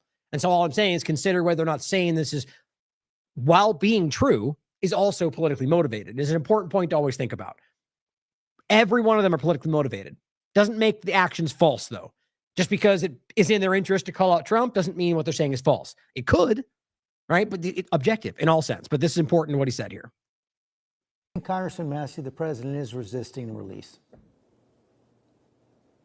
I think it's going to be embarrassing to some of the billionaires, some of the donors who are politically connected to his campaign. I also think Democrats are going to be implicated in this, Democrat donors. And when you get to the billionaire level, a lot of these folks give to both parties anyway. Right.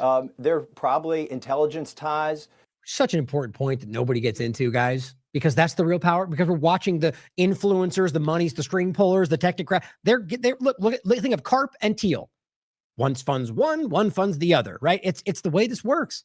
I think most adults in the room are starting to effing recognize that. They fund both sides. I mean, how does that explain it itself? And many of those are Israeli manipulators like Mary Adelson. To our CIA and maybe to other foreign intelligence, and the American people would be shocked, I think, to know that our intelligence agency was working with a pedophile who was running a sex trafficking ring. So these are the reasons I think that they're resisting this. But we can't avoid justice just to avoid embarrassments for some very powerful men. Right. And so it's clear He's talking about Trump too, right? That's the point. It's all of them. And I mean, I agree. Now, this is another representative. I just thought I'd point it out. State Danny McCormick. He says, I'm standing with Thomas Massie to demand the release of the Epstein files. You know, it's funny how they keep pretending like more has come out. Trump did his best to claim that we already put it all out, and they didn't. Luna tried to do the same, and they didn't. More than once they've done that. I mean, how does that not in and of itself show you that they're trying to hide something? It's very transparent that they can just go, that's all. Oh, it's not though, but it's all a hoax. Oh, but here's some more. That's all. Oh, it's not though. Oh, but it's a hoax. It's just like, it takes a special willful stupidity to not see how obvious that is. Mike Johnson's weak leadership, they say, betrays our fight for justice and accountability while risking the GOP House majority in 2026. These files expose elites tied to Epstein child trafficking ring, yet Johnson's refusal to act lets Democrats claim the moral high ground. Even from a partisan perspective, that's a fair point to make, right? See, him doing this is allowing them to pretend that they're fighting for that, even though I think they're all culpable, right? I mean, that's very well put. Republicans stand for family values and protecting kids, not shielding predators. Well, see, partisan. Some of them probably, some of them like maybe Dennis Hassert, was a serial child molester and was called that by a judge. It's not Republicans or Democrats. It's just we got to stop this lazy thinking. All Republicans are one thing. Come on, we can't be that silly. There's plenty of people who do anything we can talk about. You're going to find people that do those things on either side of the paradigm. It's actually amazing to me that we even have to say that out loud, right? Now, Thomas Massie came out with an interesting point. We talked about this, and it was a small point, but maybe not as small as it may. I mean, who knows? We'll see where it goes forward. But the fact that Johnson casually claimed that Trump was an FBI informant and turned out we were right about the way this went, maybe it's just more distraction. Maybe that's how desperate they are. And maybe it's a way to build a new narrative to make it sound like Trump was secretly fighting them all the time. But as long as they don't ask too many questions, we can just let that stand.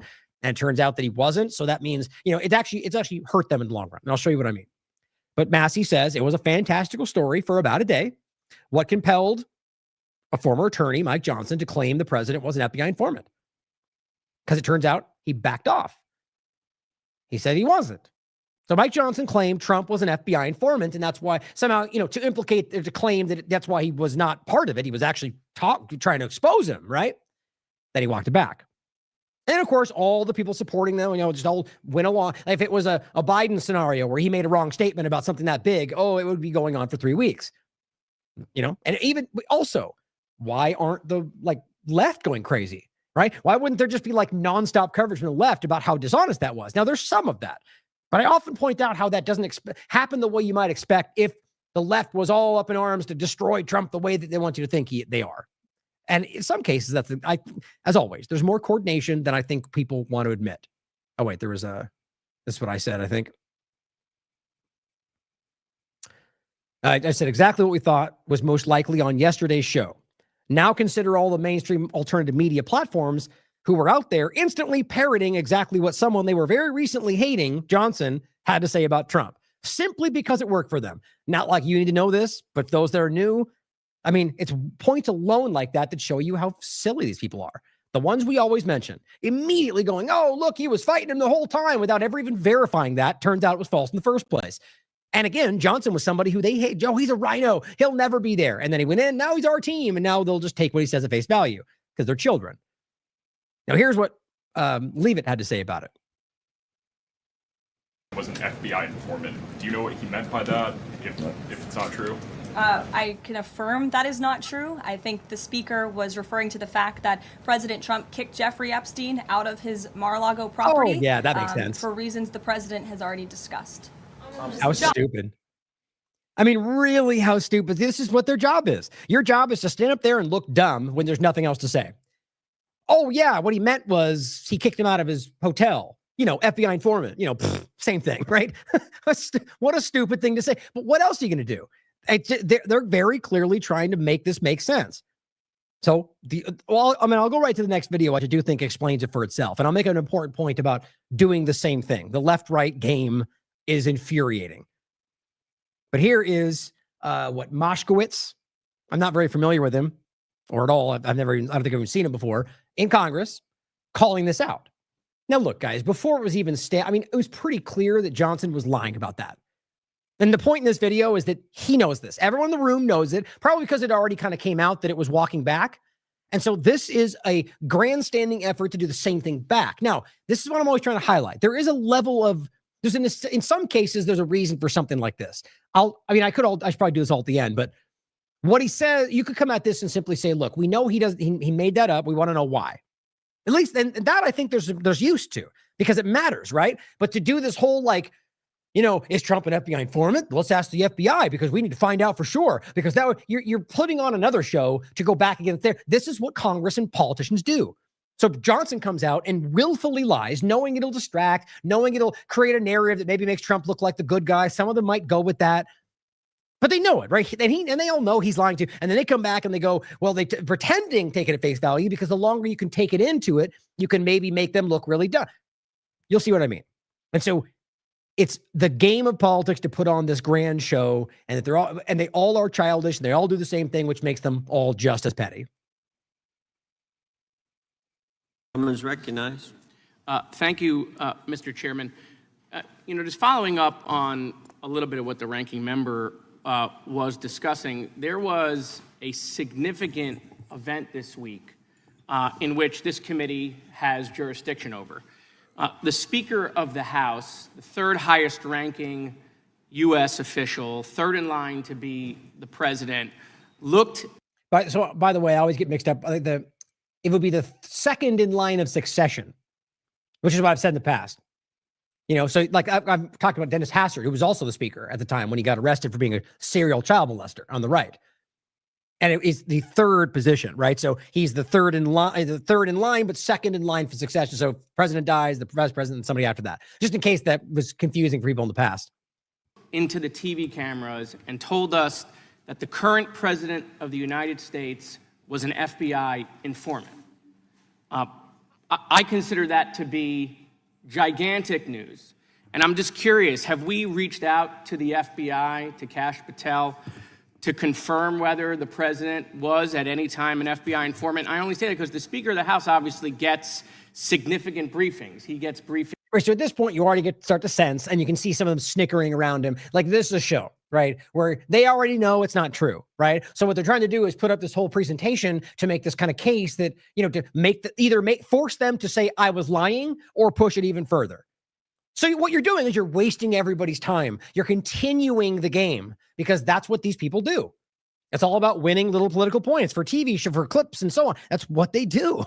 So, but anyway, look, sometimes it's easy to fall into it. Like, you want that person to be called out, right? So part of me is kind of like, good, make them feel stupid for lying. Either way, left or right.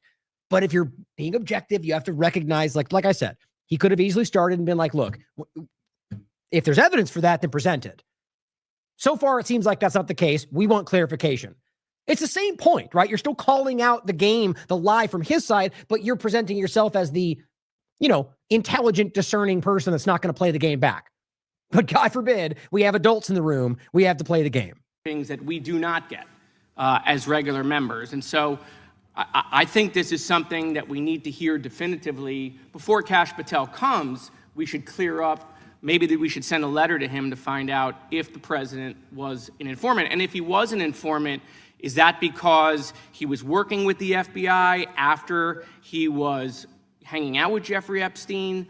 Did he turn because he got caught with Jeffrey Epstein? You see, which is a fair point, right? But the way you're playing it out is meant to be sort of a game, and like you explain for us, if he is, then why was that? Forcing them, like creating the narrative to where you're going to force them to have to come back, which they did already, and say, it turns out it wasn't true. Otherwise, this will get out of control.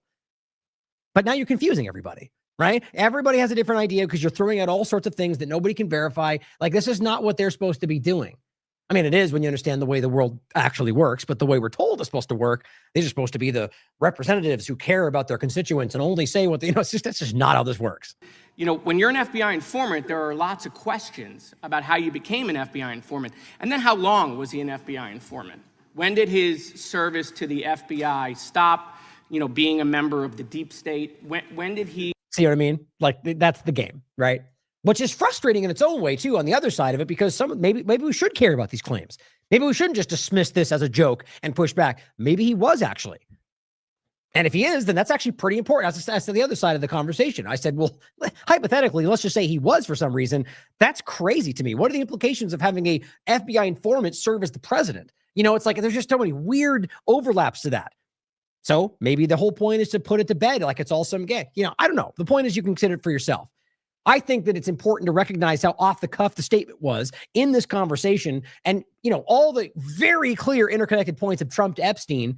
And this whole thing is sort of a spinning out narrative that kind of, you know, there's a lot of ways you could look at it. I think none of them in this room actually want something to come of any of this. Stop doing that. I mean, look, if a regular member had said this, I would discount it. But the Speaker of the House is the one who said it. And then he said afterwards, well, I may have misspoke. Well, what was his misspeak? Instead of informant, did he mean agent? I mean, what is the misspeak for informant? Right. So obviously calling him out for lying because you didn't misspeak. There's not a misspeak there. You just lied, right? And that's what he's trying to really draw out and make clear in a political manipulative way. I mean, I don't know another word that we use when we're describing an FBI agent or FBI informant or undercover. I mean, what was the misspeak here? And if he was lying then, is he lying now? I'm just confused. Perhaps maybe the Speaker should come to our committee and you get it. It goes on for like another 3 minutes. It's the same ongoing thing. I mean, it's a valid point to be made. But again, like speaking from decorum, the best thing to do would just be to call it out. Put him on the spot, call out the lie. But people in this field today are all small, petty, power-driven manipulators. Sometimes those manipulative directions line up with what you may want. But other than that, none of them seem to care about what you want. Now, Derek says, now that more Epstein files have been released, now that, again, that was the, you know, dumped out things, a lot of which was blacked out, most, like the vast majority of which was already public, according to everybody. And, you know, you can go through it for yourself. It's pretty clear. But he says, it's hilarious watching MAGA screech and squirm, to deny, and this has to do with the birthday card, that the birthday card includes a signature from Trump that sure looks a lot like signatures he made in the 90s. It does. Being honest about the signature doesn't mean he's guilty of anything, but it does add to the enormous pile of data showing his extensive relationship with Epstein. Not to mention that there's a photo of Epstein holding an oversized $22,500 check made to look like a payment from Trump to Epstein. It reads, Jeffrey showing early talents with money and women. The text reads, sells fully depreciated, redacted to Donald Trump for $22,500. Gee, I wonder what that was. Even though I handled the deal and didn't bet any of the money on that on the girl. I mean, kind of hard to read. Like, funny how we'll read into weird, confusing words on other things, but this is stating, you know, like as if you're buying a girl from him, but oh, maybe it's a joke. But it says, finally, what I find most intriguing is that according to Fox News, one entry in the birthday book appeared to make a joke about Epstein being a U.S. intelligence asset. Below, a photo of Epstein next to a woman with her face redacted reads a note. He is the boyfriend of redacted. We think he works for the CIA. Fascinating stuff, he writes. I will be diving into the remaining documents this evening. What else have you found? Interesting.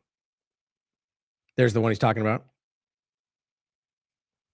This just, it's so wild how this story clearly taps into something really central.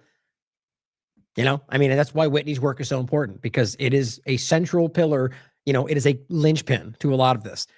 And just this, the card is such a small thing, but that's what happens when you lie and you put yourself in a position to claim it's not true because he said so, and you had no way to know for sure at the time, and then more information comes out, and you're stuck going fake news because Trump put you in that position. Here's Kellyanne Leavitt, or is it Kellyanne? I'm forgetting her name now. Leavitt, last name, where she says the president did not write that letter. I think I've got it right here. On the birthday card, he didn't do this. He also didn't do the check. Those were in documents from the estate. So what is the working? Right. So you understand they came from the documented information from the Epstein estate. So yeah, you could make up an argument, which is possible that somebody put it in there, like what they've kind of been setting up before this came to pass, but prove that for either side of it, right? I mean, all we have is a bot, which, by the way, that's something that they have an access. But why wouldn't he have removed it before they put it out? You know what I mean? Like, it's just very clear that this is something that is not going the way they want it to. So it has come out, and it comes from the place that seems to suggest that it's valid, other than somebody faked it and put it in there. or like, well, it was Democrat or something way back then when Epstein did it to be a joke. You know, you could make up a story. But without making things up, the evidence clearly suggests that Trump lied about this. Theory as to why he's in them. The president has one of the most famous signatures in the world, and he has for many, many years. You know that, Maggie, you've covered. Yeah, that was ready to go. Canned response. Covered him for a long time, long before he assumed this office when he was a businessman in New York. The president did not write that letter. He did not sign those documents. He maintains that position, and that position will be argued in court by his lawyers. The president is very confident he's going to win this case. Right. So winning meaning that if you can't prove he did it, then he wins, right? I mean, argue in court for what? What are we talking about? What the point is, he's trying to sue somebody for suggesting that is the case. In what world is that? There's evidence to point to this, and the evidence shows that he's involved. You know, it's a very clear effort to keep this out of. In fact, what he's doing is forcing it into the public view. I think he doesn't realize that, to be quite honest, or at least I think he's desperate. I think that's pretty clear. I think all of this is very dramatically going against what he wants. And so he does things like this, which I think makes it more obvious. But so this is just funny. This person points out, which you can see, here's a signature in a book for Rudy Giuliani. And that's pretty clear. Here's the one that says, "To Jeff, you are the greatest." I mean, you could look for yourself, guys. That's pretty damn close. That looks like the signature to me. So you guys can, deny it all you want. All I look at is the evidence. Is there something to suggest that it's not, other than you telling you Trump said no? It's sycophants. Oh, and then here's an article. Trump wasn't the only president who wrote Epstein a birthday note. Yeah, exactly. That's the whole damn point, guys. If you pretend people out here are pointing out Trump or just out to get Trump, that does exist. More people than I can see in this conversation are out here trying to point out the Epstein situation as it pertains to the U.S. government. So the effort to try to ignore things that prove the government's involved because it connects to Trump, it's lazy. And everyone tries to act like you just hate him and you're going after your lefty or whatever. The truth is, it connects to all of them, as we've been saying from the beginning. And I mean that in the sense of, let's say a lot of them. I can't know for sure that it's every single person, but I think it's pretty clear based on their actions, based on other evidence, that this is a whole of government problem. So this article, in an effort to try to say it's not only Trump, it's like, well, yes, exactly. That's what anybody who's not a partisan liar, or I shouldn't say it like that, but just trapped in the partisanship, is already kind of seeing. And many of us have been calling out for a very long time. Yes, Bill Clinton. Yes, Obama. Yes, you can show that they were absorbed in this through Israel, through the network. It's pretty obvious. And don't forget, by the way, that it already came out through O'Keefe Media that the DOJ deputy chief admitted to the date that was actually working for him through O'Keefe Media. He said, quote, "The government will redact every Republican while leaving all the liberal Democrat people in the Epstein files." Maybe he's lying, right?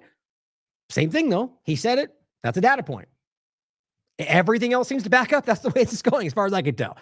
But keeping this in mind, right, just knowing this is going to continue, I think it's shockingly obvious that there's something much more going on, which makes all these team sport politics sycophants very uncomfortable, which is why they're all like, look over there, look at Fauci, look at the Muslims in Europe again, that thing again. It's very obvious. Now, that's not a small story, by the way. Now, I am planning on going into that in a larger sense in a near future show.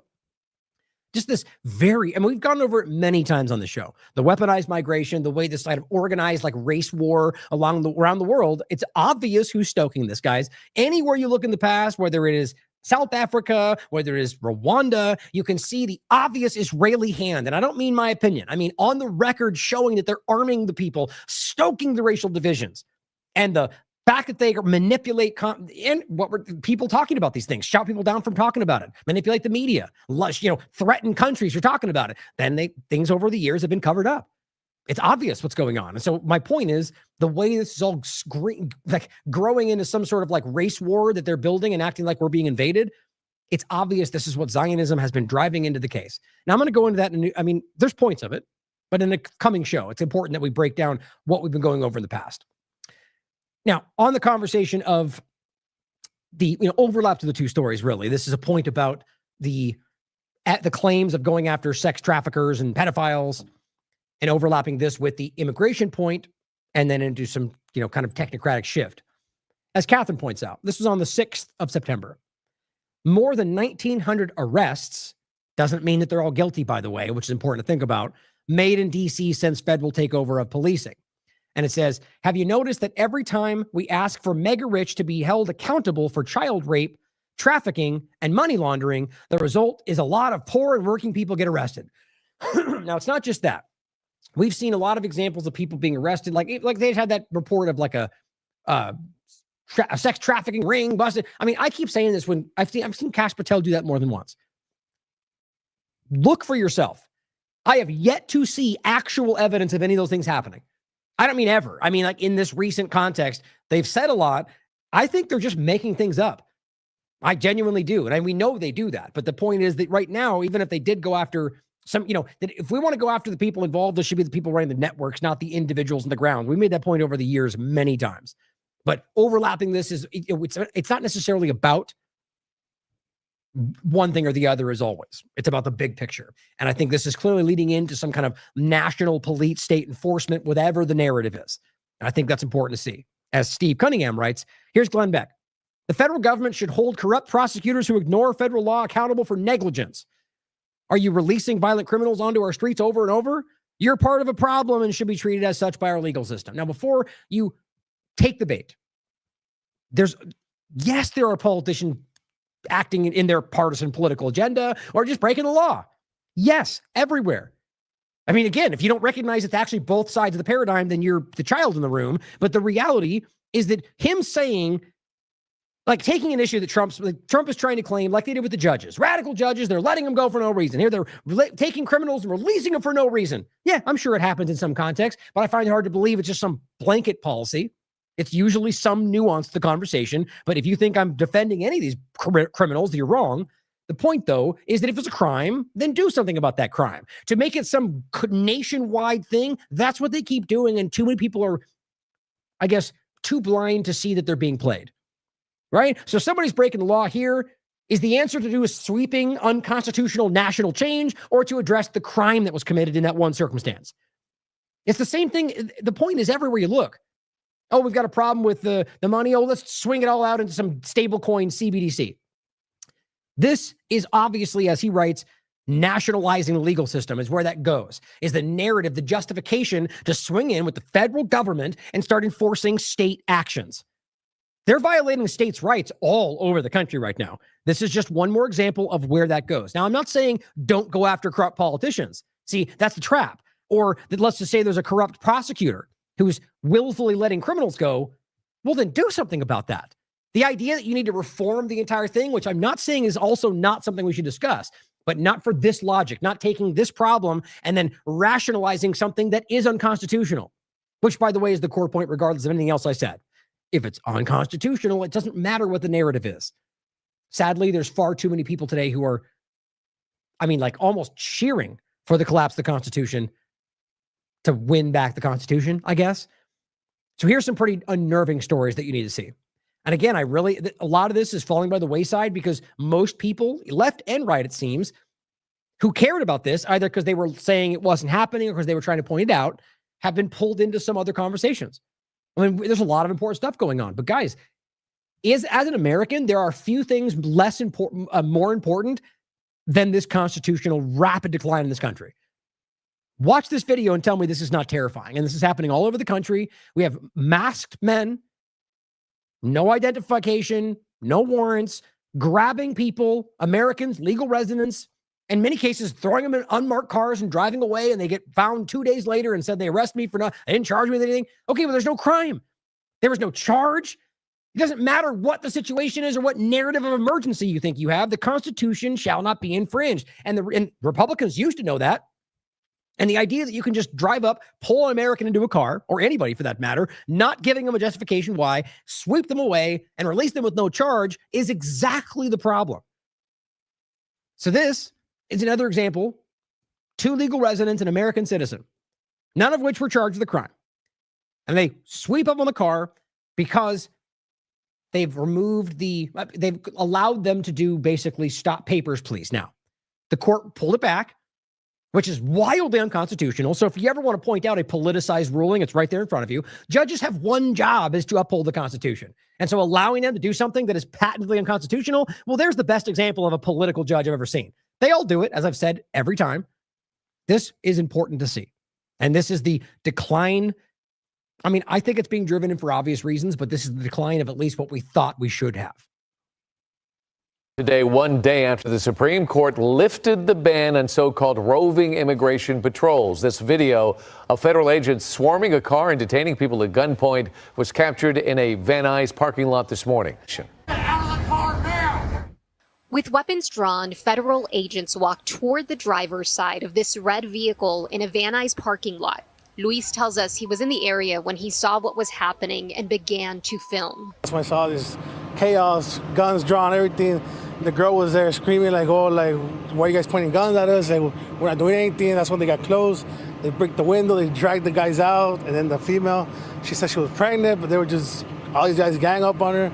A man who identified himself as a friend of some of the people in the car did not want to go on camera, but said the two men are lawful permanent residents and that the woman is a U.S. citizen.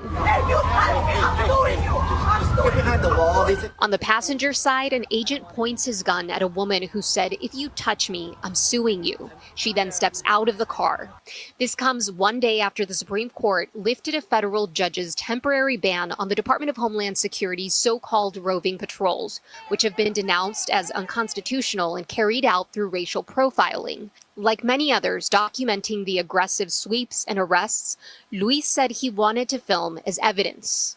They're always doing something they're not supposed to do. So what we need witnesses, we need people recording because, oh, we didn't do, oh, no, you know what, we got you on tape, bro, because all this, they do a bunch of stuff they're not supposed to by the book. The man who says he knows some of the people in the car says the woman was released and that the two men are in immigration custody. Right. Why? Because they got them and they're brown. They're legal residents, but that doesn't matter. And this is not some side. This is the same story over and over. And it's happening so often and so constant that people just pretend like it can't be true. It's the same thing they do every damn time with these kind of things. It's constant, guys. They're arresting innocent people and letting them go. They scream their story and people go, oh, you're probably a liberal, or they probably had a reason. These are statists now. Like, these are the people that are claiming they're fighting the deep state, fighting for liberty and democracy, the Constitution, and then brushing off some of the most wildly unconstitutional things I've seen since I've been doing this. And you could look this story up for yourself, guys. I actually think I had the, oh, you know what I did put, I was trying to skim up the tabs. No, I'll leave it. I'll try and include it after I'm done. You can look the story up. It's pretty prominent. There's been multiple reports on it. The reality is there's a longer video that I decided to play that very clearly that there was no justification. There was no identification. There was no warrant presented. I don't care if you think they're the worst criminals in the world. That is still the legal reality for obvious reasons. And they're violating that. Now, and the story we're going to get into next, actually, I'm going to hold off. I've got one more. Yeah. Oh, no. It is. Okay. The story we're going to get into next is one we talked about already. One you've seen. One of the most egregious in this conversation. And the point to be made here on top of everything else is that they got caught lying to rationalize exactly what they keep pretend they're not doing. Not identifying themselves, no warrants, no justification. They lied and said they were hit by the car. They lied and opened fire on a car full of family. None of which were breaking the law, by the way, because I'll get to it. Other than after the fact when they claim they ran them over the car, even though they're proven that didn't happen. This is a wildly corrupt situation right now. My gut tells me it's pretty much always been like this, and I've seen examples of this, but this is on overdrive. And I just think it's getting rampantly lawless like we've never seen. Here, I guess, I think I even downloaded it. Yeah, I didn't even download it. This just to show you what all you're going to hear in this. It's important. This is what got me thinking about this example again. This is somebody recording the ICE officers who came to them after the event and tried to get them to give the content over.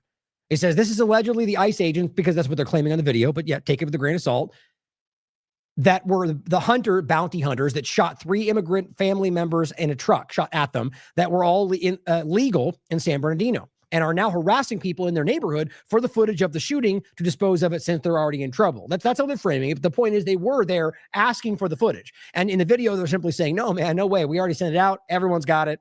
And you've seen it. So I include that for you. And this is the story. You've seen, this is the one we played. All that happens in this is they come up to the car. I was trying to get it on there. I didn't download the video again. They come up to the car.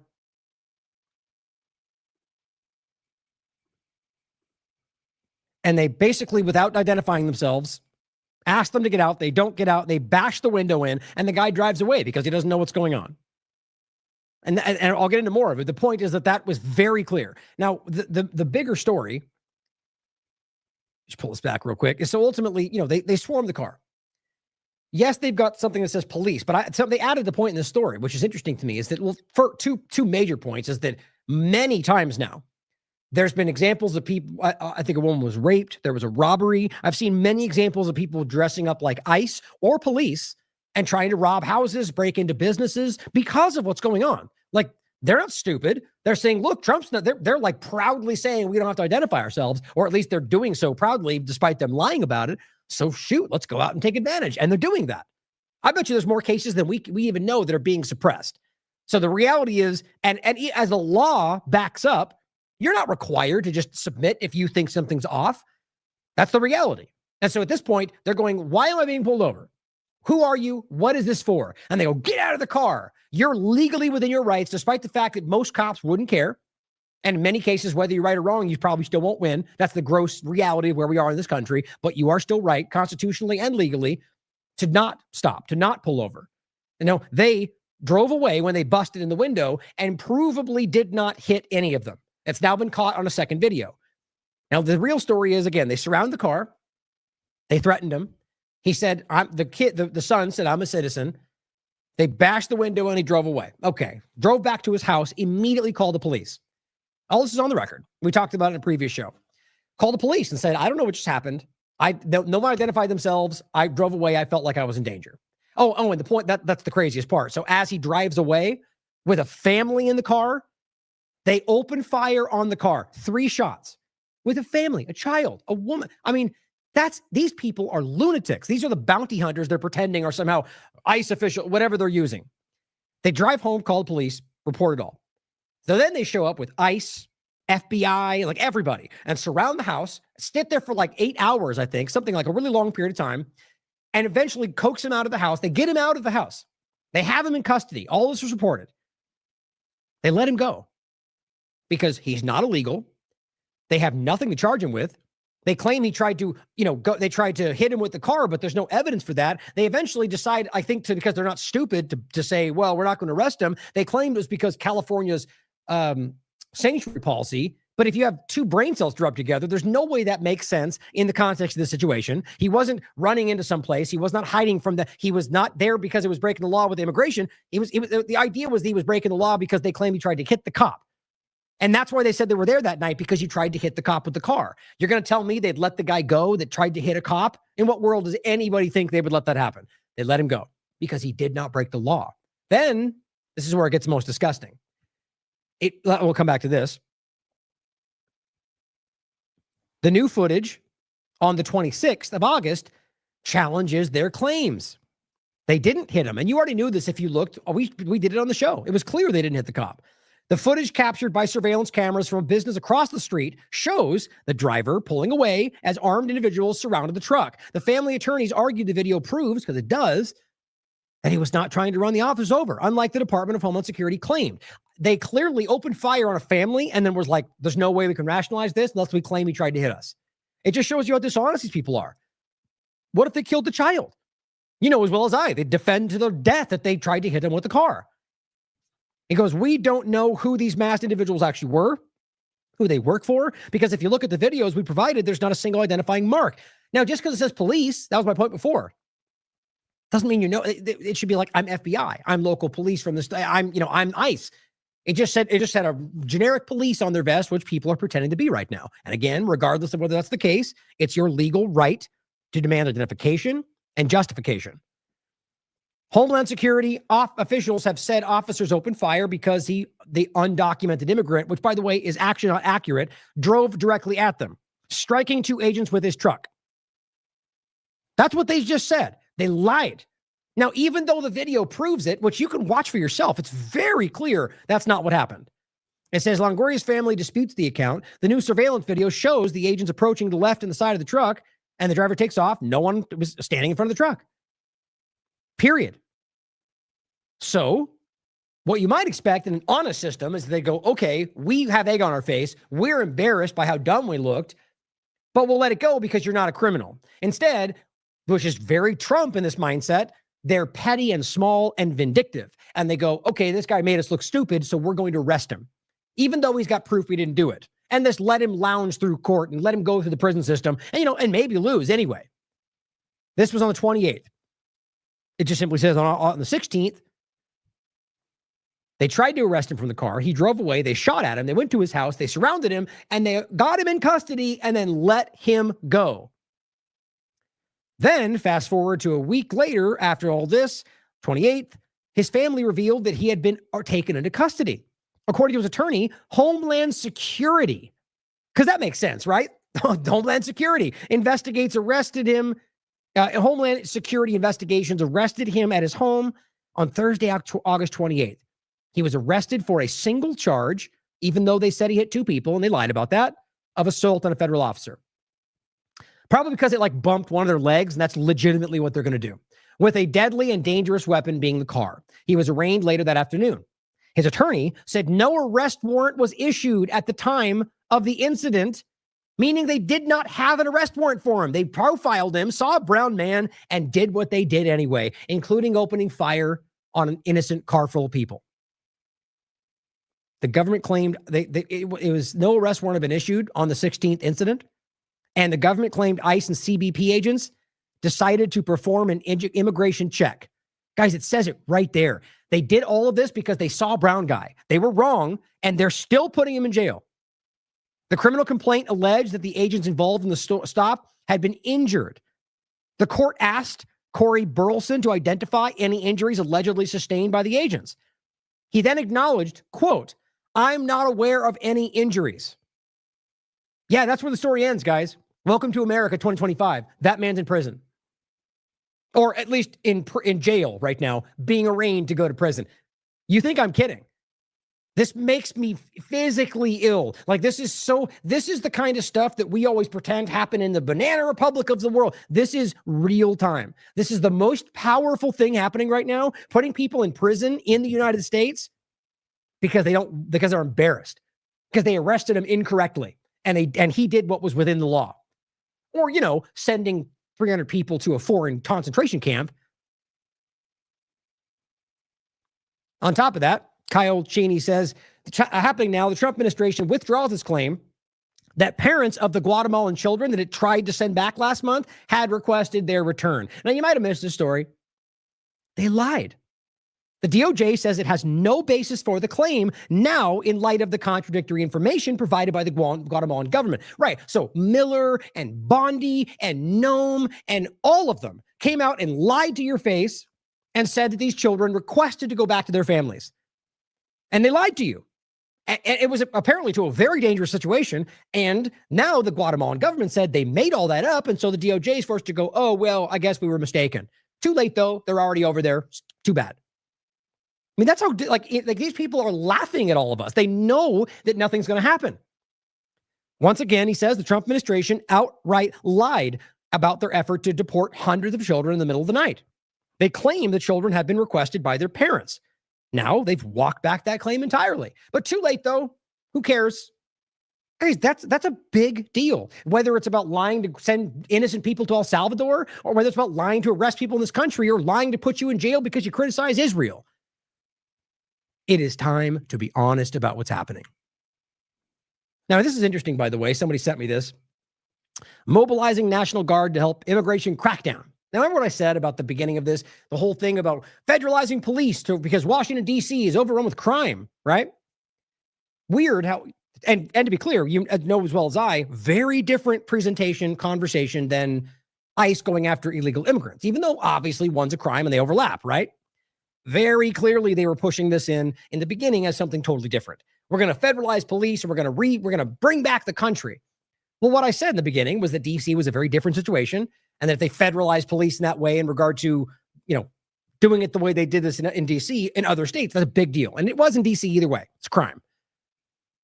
What I thought, which turns out to be correct, I think, is that they ultimately, it was about immigration, or at least using immigration to roll out the surveillance state and whatever everything else they're doing, and then act for Israel and all the things they're doing, is that they then initiated the DC move, because now we're talking about ICE, policing, And it's a very fuzzy, uncomfortable conversation to be like, we're deploying military to get these guys, right? So they do the DC thing, rationalize the emergency of DC, even though they just made that up. And then other than there's clearly crime, but it's like in the context, they lied about it. And then they initiate the National Guard. Then, under the guise of fighting crime, DC, and we've already kind of got okay with the National Guard deployment in regard to bad crime all over the country. Well, then they just kind of stopped on that and they just said, well, jump to today. 19 states. There are 19 states in the United States right now, scattered 1,700, probably a lot more than that, National Guard. Why? Immigration. No, it's not a big bombshell. You guys probably know that if you're paying attention. In some cases, it's overlapped. But really think about that. So National Guard, why? Is it personnel? Why would it be military if that's the case? All they did was use these two stories to make you accept military deployment for civil enforcement.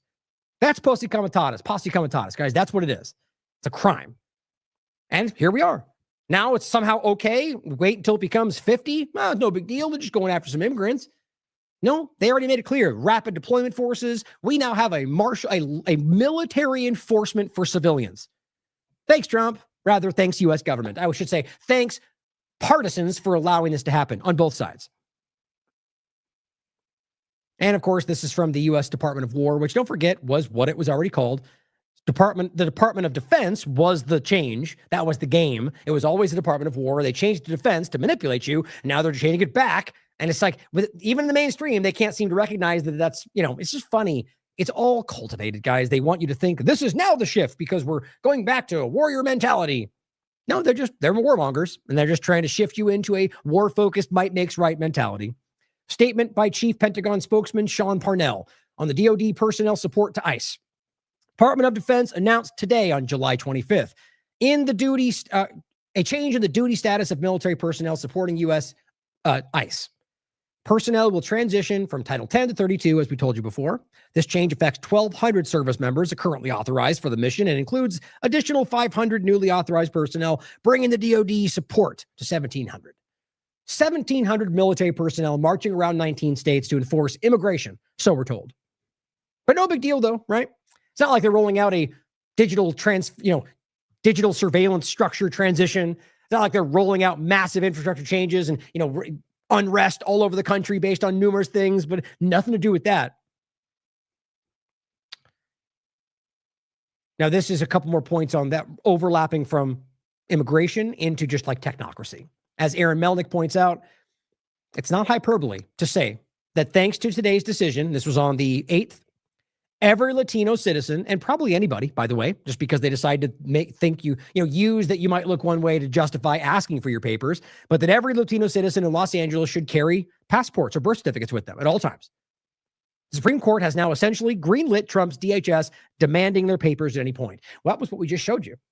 That's what that brought on. They let them racially profile. So the point is, papers, please. What's funny is you can say that statement around plenty of Republicans today, and they'll say, yeah, they should have to prove that every time, without realizing that that's Nazi stuff. Papers, please. That's Nazi stuff, guys. And it's so funny how, when it's the Democrats, it's so easy to call out all the radical policies. No, they hate the Constitution. They want to take my guns away. And then all of this happens at this point. And it's all because bad immigrants or Democrats are trying to trick us first. It's just willful ignorance, and it's everywhere. And let's not forget, worth playing this again, it's been a minute, that this is what's really being built, guys. Again, this was under the guise of immigration, but now we see it. And of course, it's for plenty of other things too. We talked about the geofencing, guys. Get ready. This is what's being built around you. Great. We will finally complete the biometric entry-exit visa tracking system, which we need desperately.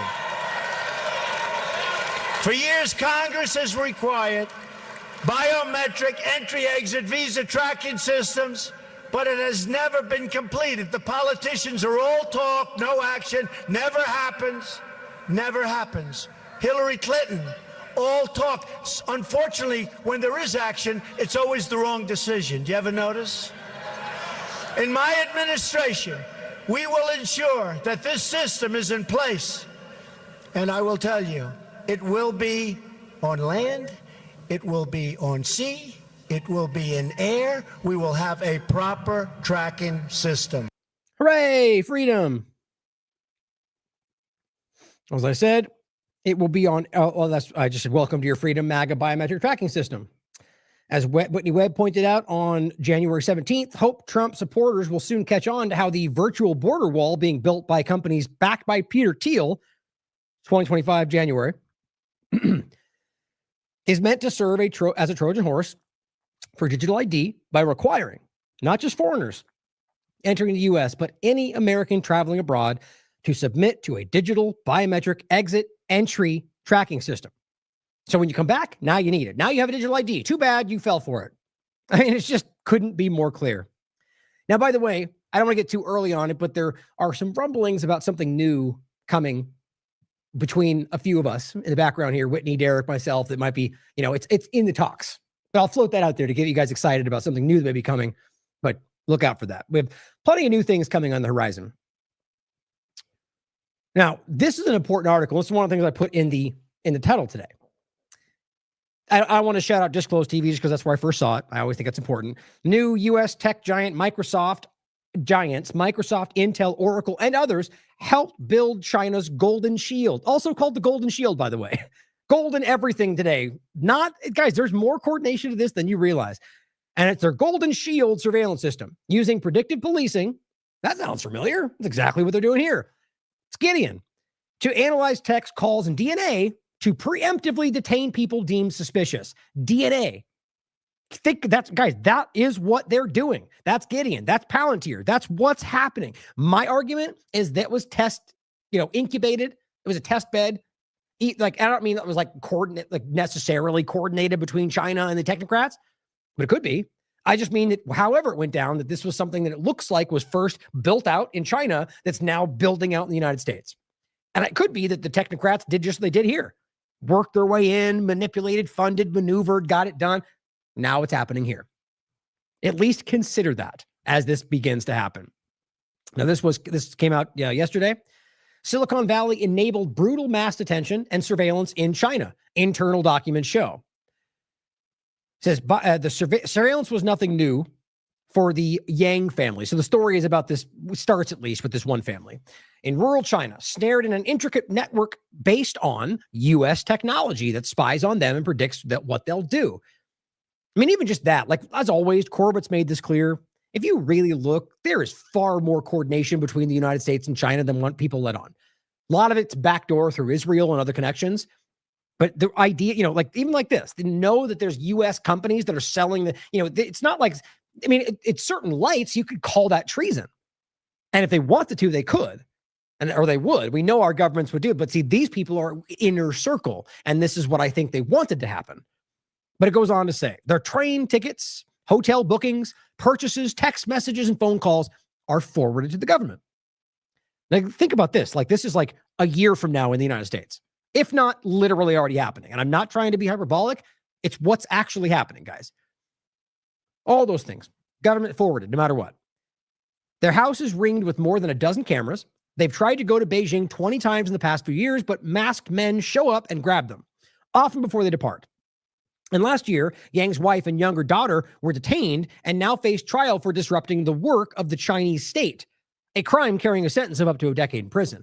I mean, how does this not ring eerily true with what we're similar to what we're seeing right now? I don't care whether you think it's imagine all it is in this conversation is a bunch of Palestine supporting lefty maniacs, whatever it is. The point is you can rationalize if you just dehumanize the other, always. In this case, all it is a system, right? So what happens eventually when all these lefty maniacs go away and get arrested? Do you think they're going to dismantle the system? No, they're just going to point at you now. We see honest people can think about that. And the problem is that so many dishonest people are out there driving everybody else into it, not even realizing they're going to get caught up in it too, or that they don't care, or they're too dumb to realize it's happening. That is where we're dealing with. Or the idea of disrupting the Chinese state. Isn't that exactly the kind of mentality the Trump administration is putting out right now? Quote, every move in my own home is monitored, Yang said, sitting behind the black curtains that block him from the glare of his police lights trained straight at his house. Their surveillance makes me feel unsafe all the time, everywhere. Across China, tens of thousands of people tagged as troublemakers, like the Yangs, are trapped in a digital cage, barred from leaving their province and sometimes even their homes by the world's largest digital surveillance apparatus. Well, it's debatable today. I mean that genuinely, depending. I don't think we truly understand the level to which it's happening in this country, but I would argue clearly that China was the first, it seems at least like the first one there. Most of this technology came from companies in a country that has long claimed to support freedoms worldwide, the United States. And we all know that's not true. Over the past century, quarter century, and by the way, I should say it like this. I don't mean average Americans. When I say that, I mean the government of the United States. Over the past quarter century, American tech companies, to a large degree, designed and built China's surveillance state, playing a far greater role in enabling human rights abuses than previously known, according to an AP's investigation. They sold billions of dollars of technology to the Chinese police, the government, and surveillance companies, despite repeated warnings from the U.S. Congress and in the media that such tools were being used to quash dissent, persecute religious sects, and target minorities. And of course, they don't care at all about that. I mean, think about the idea of selling high-level technology that they're currently in like a space race level for to Chinese police and government and intelligence, and that not being perceived as like a national security thing. And this was not that long ago, guys. Does that make sense to anybody? Unless there's coordination. I mean, if this was happening to Iran, I mean, or how about somebody like Menendez? I think, was that his name? The guy got a charge for selling information to Egypt, I think, or I forget what the bigger story was. The point is that I think a lot of people in government, I mean, I honestly think that's how they make most of their money, is being that kind of sellout position. And I think it matters who you do it with. So it's okay when you do it with the bad guys that we're along with, either way. Most people in this country would not think it makes sense to accept that our government and people and companies they support and the allowance by the government to sell high-level technology to an adversary doesn't make much sense unless you kind of evolve your understanding of the way the world works. It says, critically, American surveillance technologies allowed a brutal mass detention campaign in the far west region of Xinjiang, targeting, tracking, and grading virtually the entire native Uyghur population to forcibly assimilate and subdue them. Okay, remember how much they all clutched their, oh my God, and there was a lot of, I very much don't think it amounts to the legal definition of genocide, but there was very clearly human rights violations and crimes. But you have to include in that situation how that group was used by outside forces. Doesn't change human rights violations. The point, though, is that American companies, American government, being a part of that and then standing up in the public and going, so wrong, we have to call it out. Well, same thing's happening today. U.S. companies did this by bringing predictive policing to China. Yeah, testing it there first. Technology that sucks in and analyzes data to prevent crime, protests, or terror attacks before they happen. Well, gee, that sure sounds familiar, doesn't it? Such systems mine a vast array of information: text calls, payments, flights, video, DNA swabs, mail deliveries, the internet, even water and power use, to unearth individuals deemed suspicious and predict their behavior. Guys, if you're not able to admit to yourself that this is literally what your government's drooling over, if not already has in place, I just have to say that you're lying to yourself. It's what they're doing. It's what they're praising on the surface right now. And I mean, think about all that. You could point out that all the things they listed weren't necessarily met by any one agenda, but if you look at what they've done over the last 4 years, last 8 years, text calls, payments, flights, video, DNA swabs, mail delivery, internet, water, power. Yeah, they've worked from like 3 or 4 major agendas. They've gotten all of that very clearly locked down. Could have been a coincidence, of course, or not. But they also allow Chinese police to threaten friends and family and preemptively detain people for crimes they have not yet committed, which, of course, we know is abused by illegal power structures to say, we know you're going to commit a crime, even though you might not have been because you're somebody they want to lock down before a certain event, whatever. It's what the governments will do. For example, the AP found a Chinese defense contractor, Huade, worked with IBM to design the main policing system known as the Golden Shield. I mean, you can't miss the overlaps.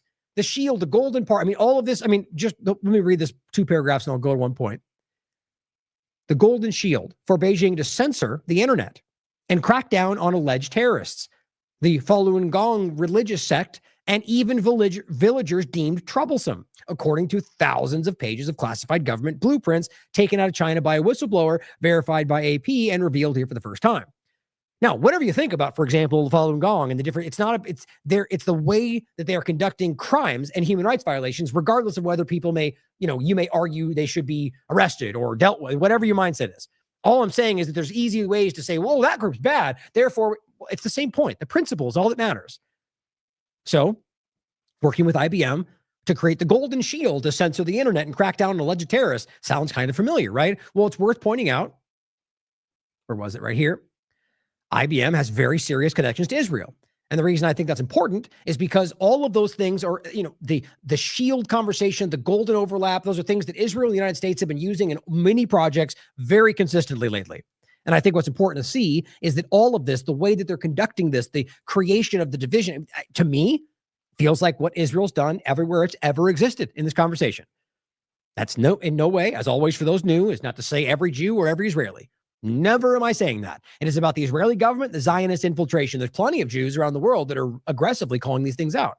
The connection between IBM and the Israeli government and military is a subject of significant controversy and scrutiny.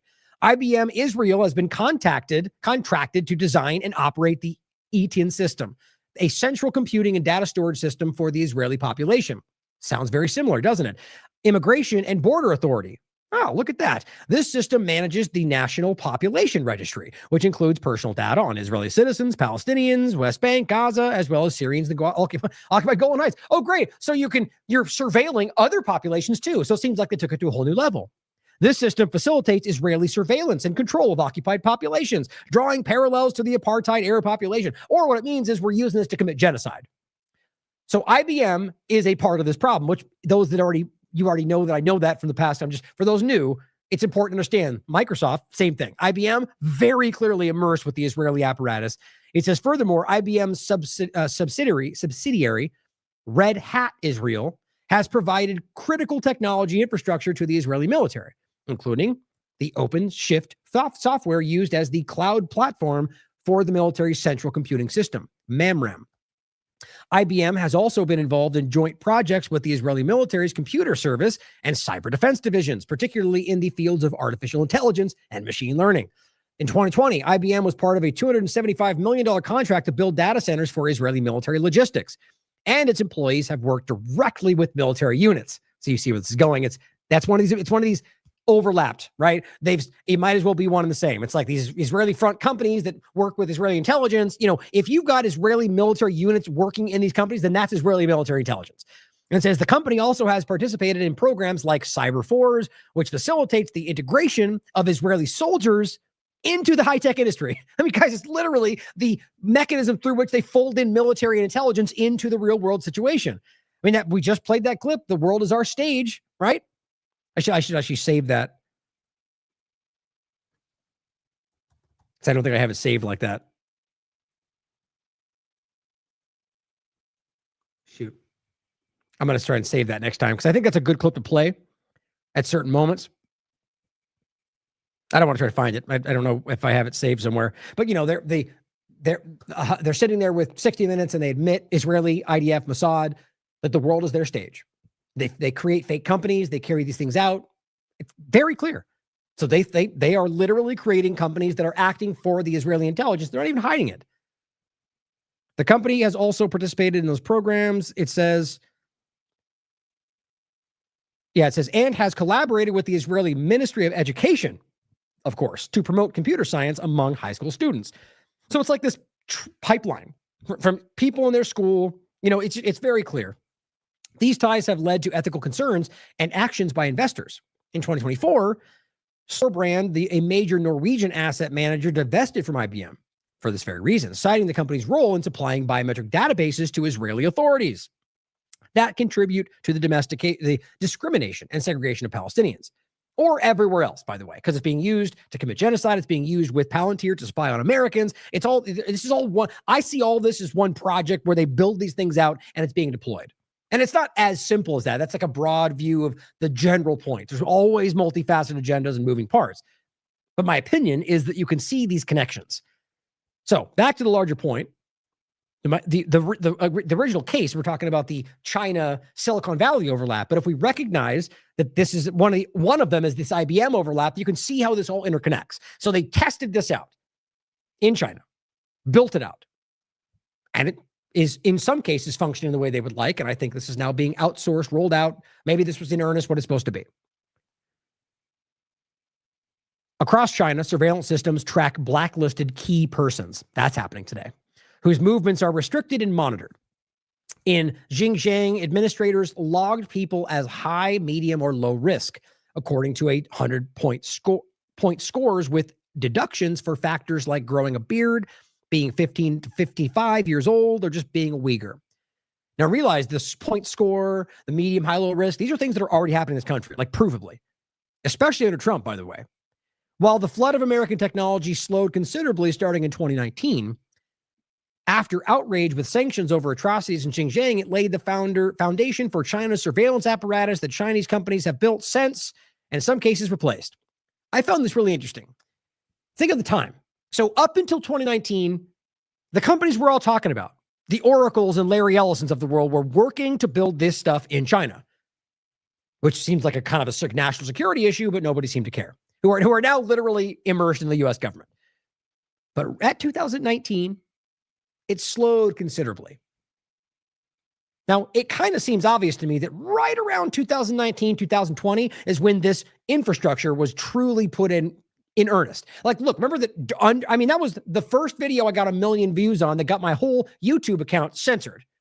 That under the cover of COVID-19, Trump rolled out the 5G infrastructure. In fact, I think I actually have that saved. Now, I always thought that was so interesting to me because at first I just thought it was because which I actually wasn't doing in this show. Here it is. I actually wasn't oops, I just put it on the wrong tab. There we go. I actually wasn't in this episode trying to claim, even though there's very clear overlaps to be made, that, COVID-19 was 5G. But what's interesting is there was, by the way, just on a side note, there were there was 2 major studies, peer-reviewed, that showed that the symptoms that you got from 5G sickness were like identical to whatever we called COVID-19. Take that for what you will. I covered that. It was crazy. And I do think there's correlation to a lot of these things. But this, whether or not it's the case, this show, even though I did touch on some of the points, was about Trump quietly signs 5G law under the cover of coronavirus. And that got me booted off YouTube, very quickly. And this went to 1 million views very quickly. So doesn't that seem relevant now? The idea that really they were building out the 5G Great Reset AI infrastructure under the cover of COVID-19. And it's not always one thing. I think there's that along with many other things happening. Feels very relevant to me in this particular conversation. I'll also grab for you this one, which I think is just the clip that Brock had made. I did that again. And I'm hopefully getting back to that as well. Oh, on that note, actually, I forgot I need to call Jason. Jason and Brock, I want to get them back to both making clips, which we will get to if we keep on the incline. Does a newly published study prove the 5G COVID-19 connection? That's the clip. I'll include both for you. So back to the point. If we're talking about 2019 being when it's considerably slowed down, which if the case is why? If they're building out all this, and why would they slow? Well, they rapidly leaned into the United States. You could argue they could do both, but I feel like that makes sense. And it goes on to say, and contracts to maintain existing IBM, Dell, HP, Cisco, Oracle, Microsoft, all of them were involved with this project. Microsoft, IBM are obvious, I think. I guess in the context of what I was saying, but the larger point is just people like Oracle, Microsoft, the ones that are immersed with the current administration were the people selling this stuff to China.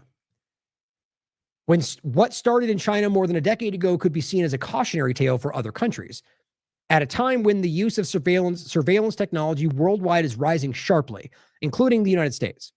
Emboldened by the Trump administration, U.S. tech companies are more powerful than ever. Yep.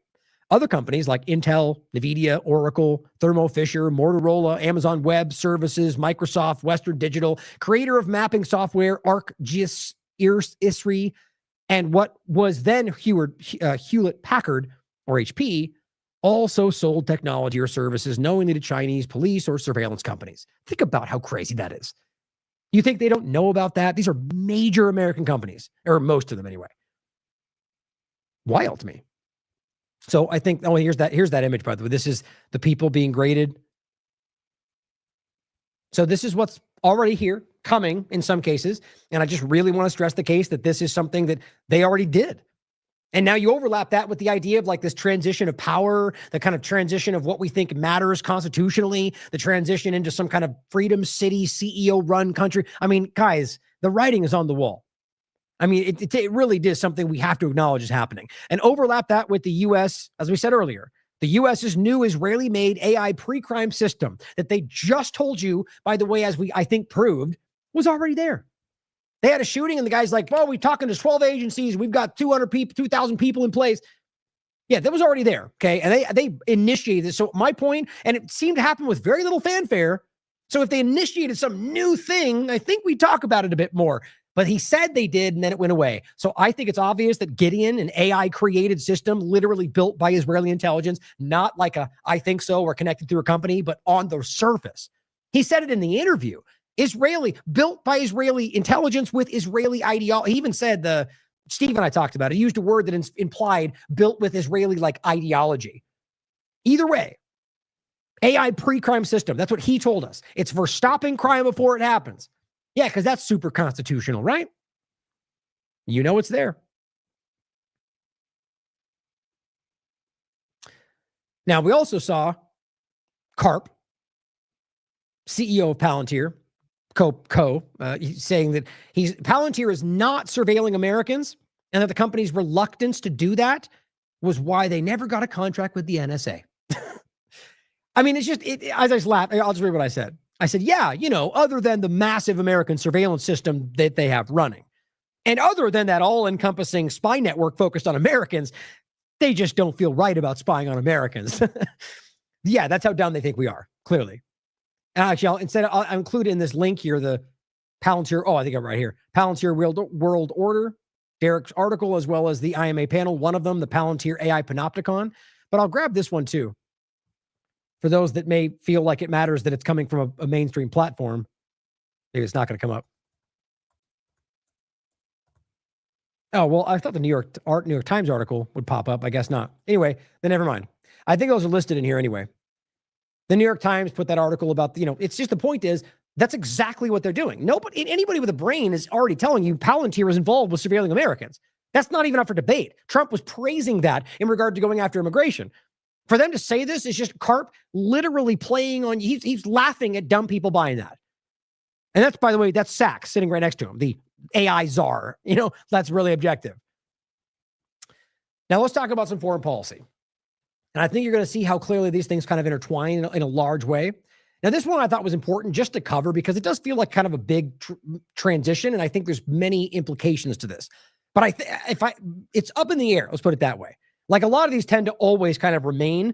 You have kind of markers you can see, but there's just the competing narratives and you can't be sure. And usually that's where partisans just pick a side and that's how it goes. Sometimes you just got to leave it where you don't know, But this was one post I saw, and it's being framed as the people of Nepal have rose up against their government.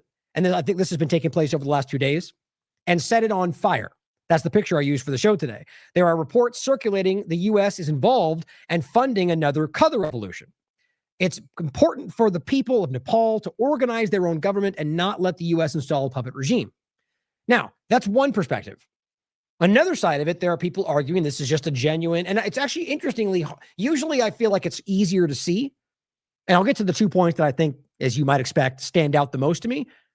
But you could see this as a response, even with the latter points I'll make, the end points, of people like in response to outside influence, I guess just largely outside influence from the U.S., Israel, and that these people maybe just got fed up with that in the beginning stages of this, or maybe the way it went.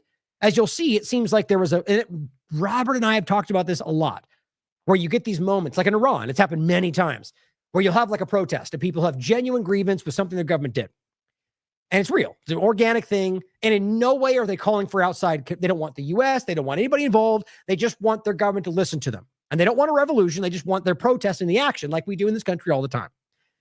Then you get people that step into there acting like they're part of that, and they're all these fake Mossad, CIA. It's very clear. They do this as a matter of practice, guys. They put them in there. They cause the violence. What happens is the situation resolves. Either the government caves, the people protesting they just kind of pull back. And then for some weird reason, the chaos goes crazy and buildings get burned down. But everyone's like, well, wait a minute, hold on. They're not protesting anymore. The government gave in. What's happening? Usually it's people taking advantage. Now, it could just be that things got crazy and people, social contagion. That's possible. Or it could be that there are people that in the protest that are just genuinely want to tear things down, outraged with the, kind of want to eat the rich, that kind of mentality. Those are all possible.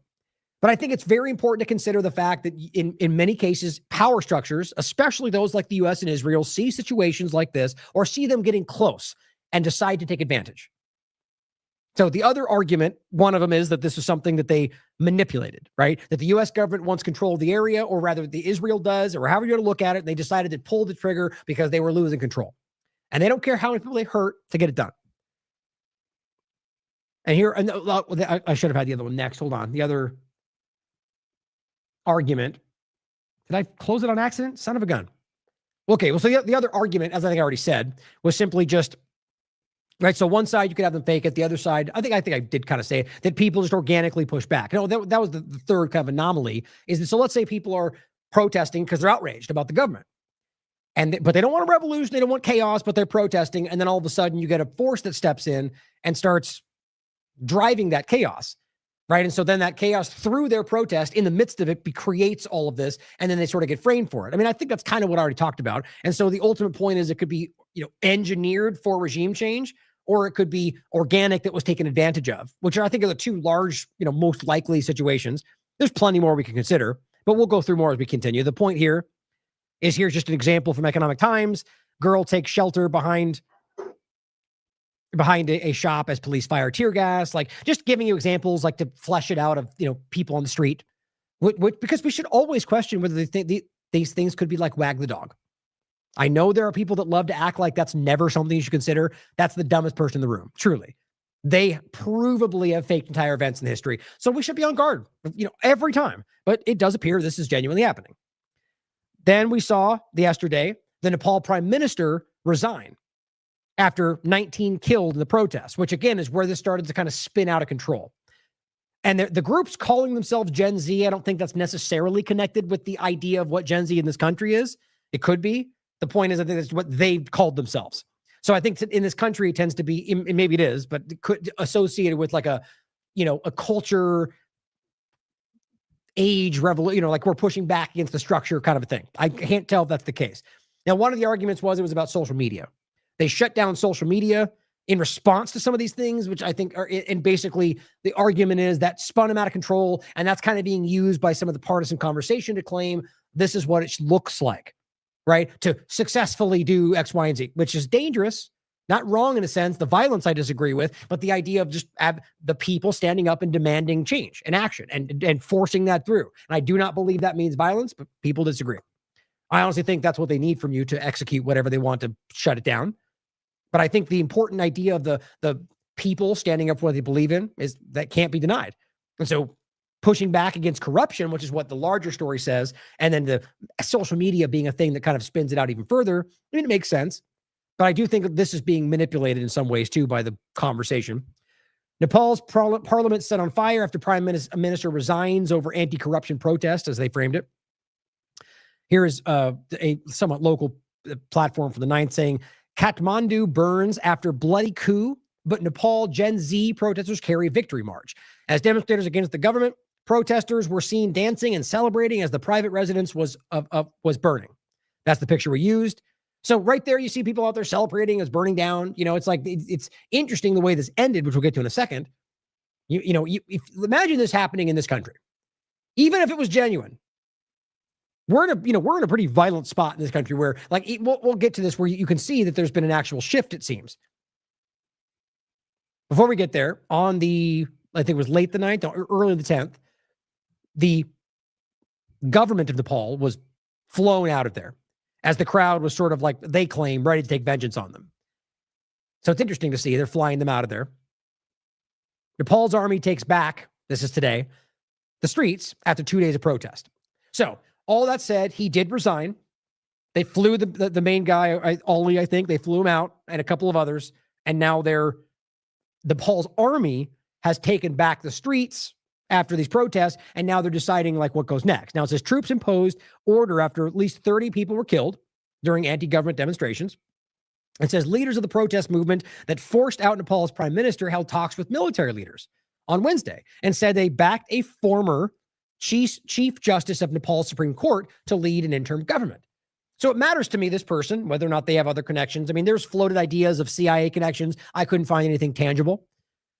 So this person's in place is something we should watch. Overall, it's interesting to watch the way this played out, right? So you've got people that you could argue is an organic uprising because they don't like the corruption or they felt like they were being censored, successfully got the leadership to remove and apparently got the military on their side. Now, if this is organic, that is usually, as I've said before, how real change, when the enforcement arm decides to change or to not follow orders, is when these things truly change. And I mean in a real sense. Even in this case, potentially, other than the 30 people that got killed in the ongoing protests, without real bloodshed, and like the military versus the new, the coup side. So it's worth considering.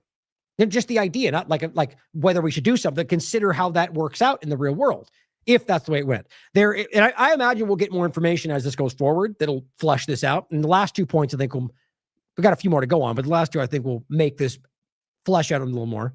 There was no immediate comment from Nepal's military, which has deployed troops to keep the order, the capital. Now, you could also just argue that they just, in some unique unicorn in the world, the military's like, well, we don't want any part in this. We'll just keep the order and you guys can decide. That doesn't seem to happen ever. After 2 days of unrest that left 30 people dead and the many government buildings in ruins, the protesters have called for early elections to fill the political void after the prime minister and some of his cabinet ministers resigned on Tuesday, leaving the remaining government in a caretaker role. So my concern, obviously, is that there's somebody who's instigated this and has now taken advantage, and that's why there was no real exchange, because it was like a bloodless coup, which was worth considering.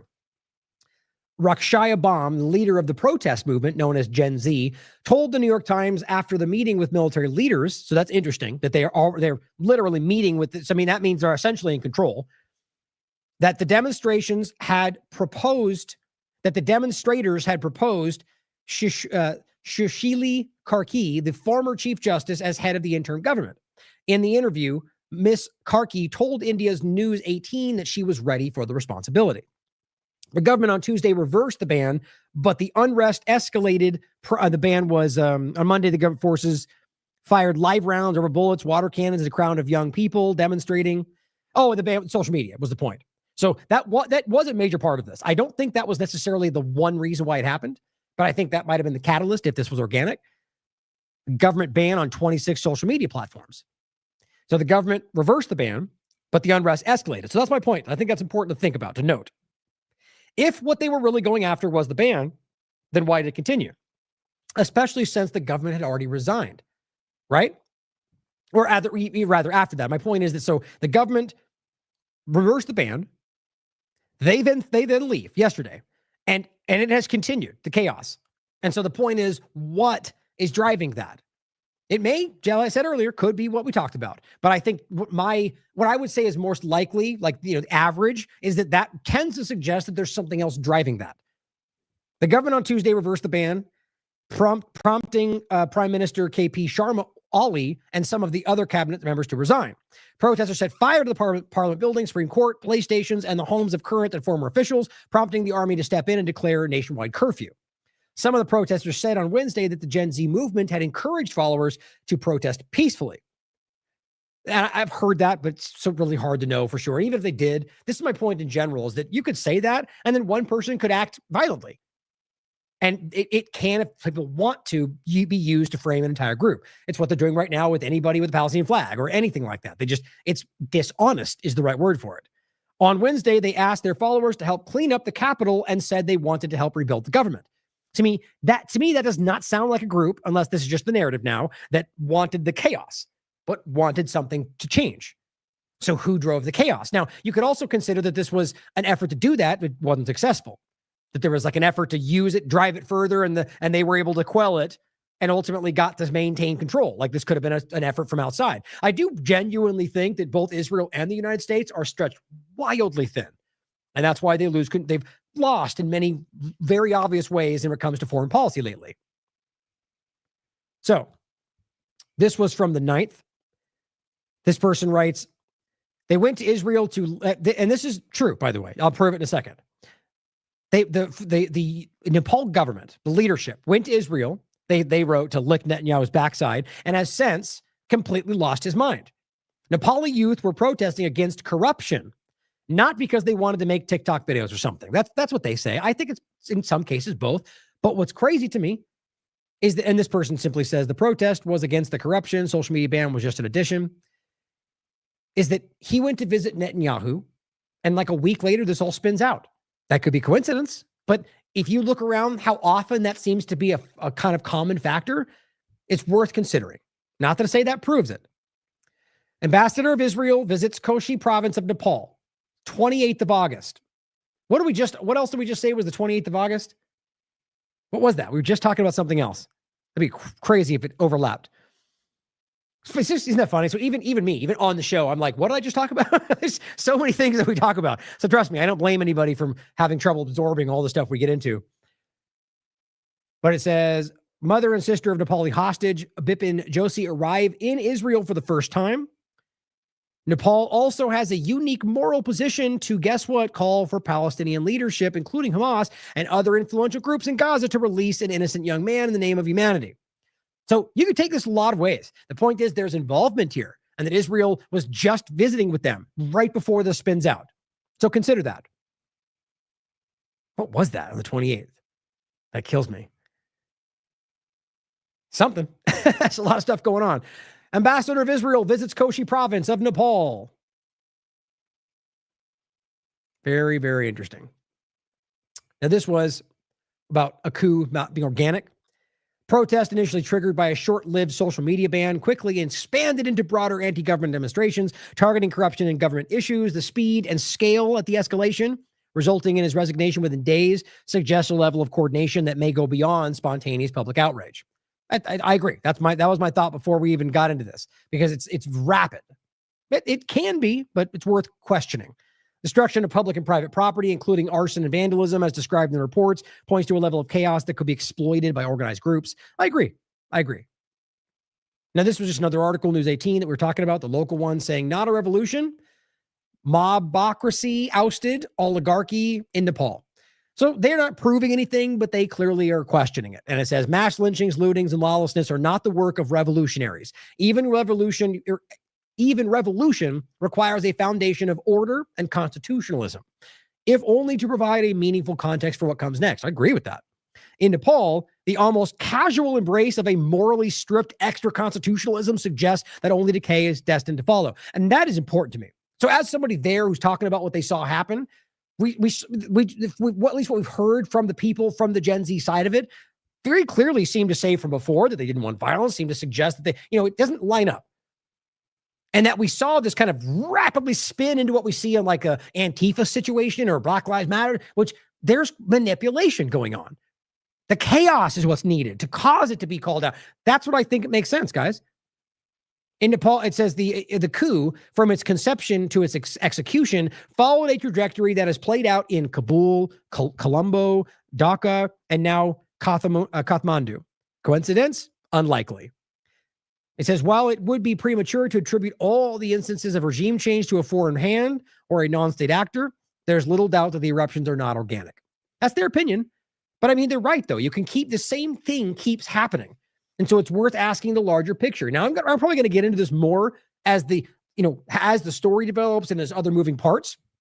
But there's a lot around all this. In this entire area, there's even more, I think. I forget if I included it that I was going to go into. It doesn't look like it. I wanted to go into some more that's going on around India, Pakistan. There's a lot going on around this that does very much tie back to what I think are a lot of different power moves being made for transitions of power. Like, you have to realize there's a massive shift in the world around AI, infrastructure, technology. It's all happening very quickly, and it's causing a lot of upheaval, and it's causing a lot of money to change hands. And so, that's just one part of it. The control from people that are already very wealthy is usually the bigger picture, or, letting themselves live forever in the cloud or whatever they're trying to do.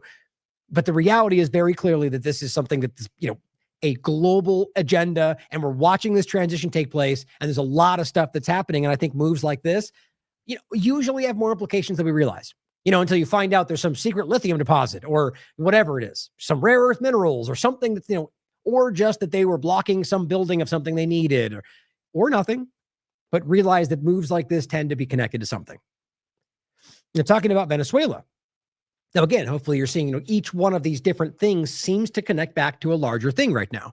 This is just over the top for a lot of reasons that I've talked about more than once already. But on top of that, what I think it's not just the Venezuela, but really the normalization of this kind of action against anybody, including Americans, by the way. Both suspected, now for those, in case you haven't seen this, which I think most people have, the U.S. government, Donald Trump's administration, targeted and bombed multiple times and sank a little speedboat they claim was trafficking drugs, despite the evidence seemed to suggest otherwise, according to platforms like this.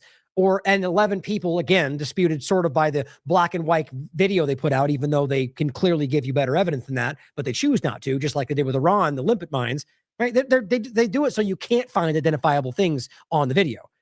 A shirt tag or a name tag or, whatever it is. Look at the thing that's on his shoe. You can tell where it came from. They don't want that. So it's black and white. Now, right away, it became clear that they had no evidence to back it up, that they were claiming they were Tren de Aragua. And most people were saying, okay, well, so even if you're accurate, in what world are you able to execute people in the middle of the in the middle of maritime law in the ocean for a crime that you never even proved? Right? I mean, that's even if they were drug traffickers, that's never been the case. Execution. On top of that, what if they're in an area? Well, they're in international waters, so you have no jurisdiction. But what if they were in an area or going from one to the other that allows drug trafficking? The idea that you can just get to dictate that. And then it turns out even more that it seems this wasn't about any of that. And this is even more important. So all of it aside, the boat they suspected of smuggling drugs, because they haven't proven that, was now said to have been turning around before they attacked it. So the whole thing was, as flimsy as it is and laughable that this represented a threat to the United States. So if they were turning around, which the evidence suggests they were, then that was no longer a threat. And so it's showing you that this is not about what they're claiming.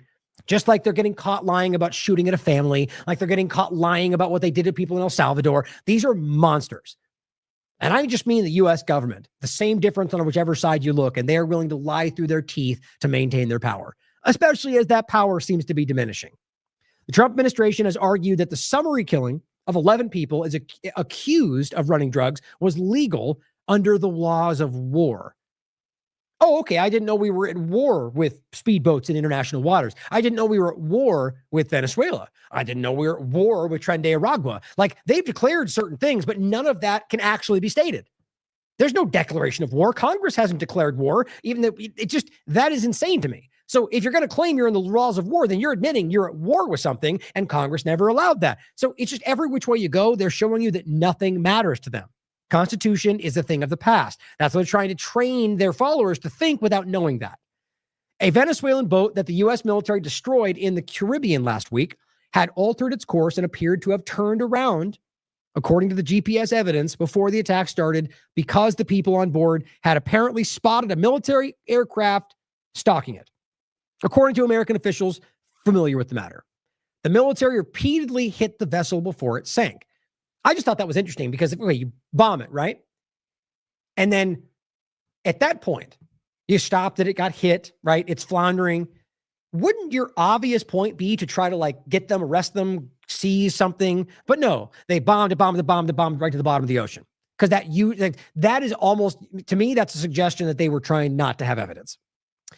Trump's use of military for matters typically handled by law enforcement, otherwise known as civilian enforcement. That's on this point. It's on every point we talked about today. The transition to a military power structure, or, a technocratic military power structure, which, by the way, I'm sure if we watch the show, know where I'm going. That's already happened. I'll include this for you. This was back in June. Detachment 201, Technocracy in Uniform. This is literally the chief technical officer of OpenAI, of Meta, and of Palantir, who have been sworn into the military as lieutenant colonels. And as Brad Miller, formerly from the 101st Airborne, he resigned at a protest because they forced the shot on him. He told us on the show more than once, there's no difference. There's not like some second category. They're lieutenant colonels and they have command over anybody underneath them. They never went through training. They didn't put the years in like everybody else did. They just they are part of the military. They're more powerful than most people in this country in a military law sense now, guys. And on top of that, there's a civilian side of this. There's doctors and people that wear lab coats that are considered part of the military. So why wouldn't they give in that? Because this is a transition of power. I think that is strikingly obvious today. So back to the point, Trump's use of military for matters of, civilian enforcement. Legal specialists have disputed that it was lawful for the military on President Trump's order to target and kill drug smugglers, suspects, as if they were combatants in war. So this is what I hate about this. Like, I understand being objective. And I think even if you had to choose, it's better to be irritatingly objective. I do think that. But this is not about disputed. Like, you have to understand, guys, this is like saying that you take an illegal immigrant and deport them without any process. That is illegal. There's no air in the room. There's nothing you can claim. There's nothing you can say. That's a crime. Or rather, it's unconstitutional to make it as specific as possible.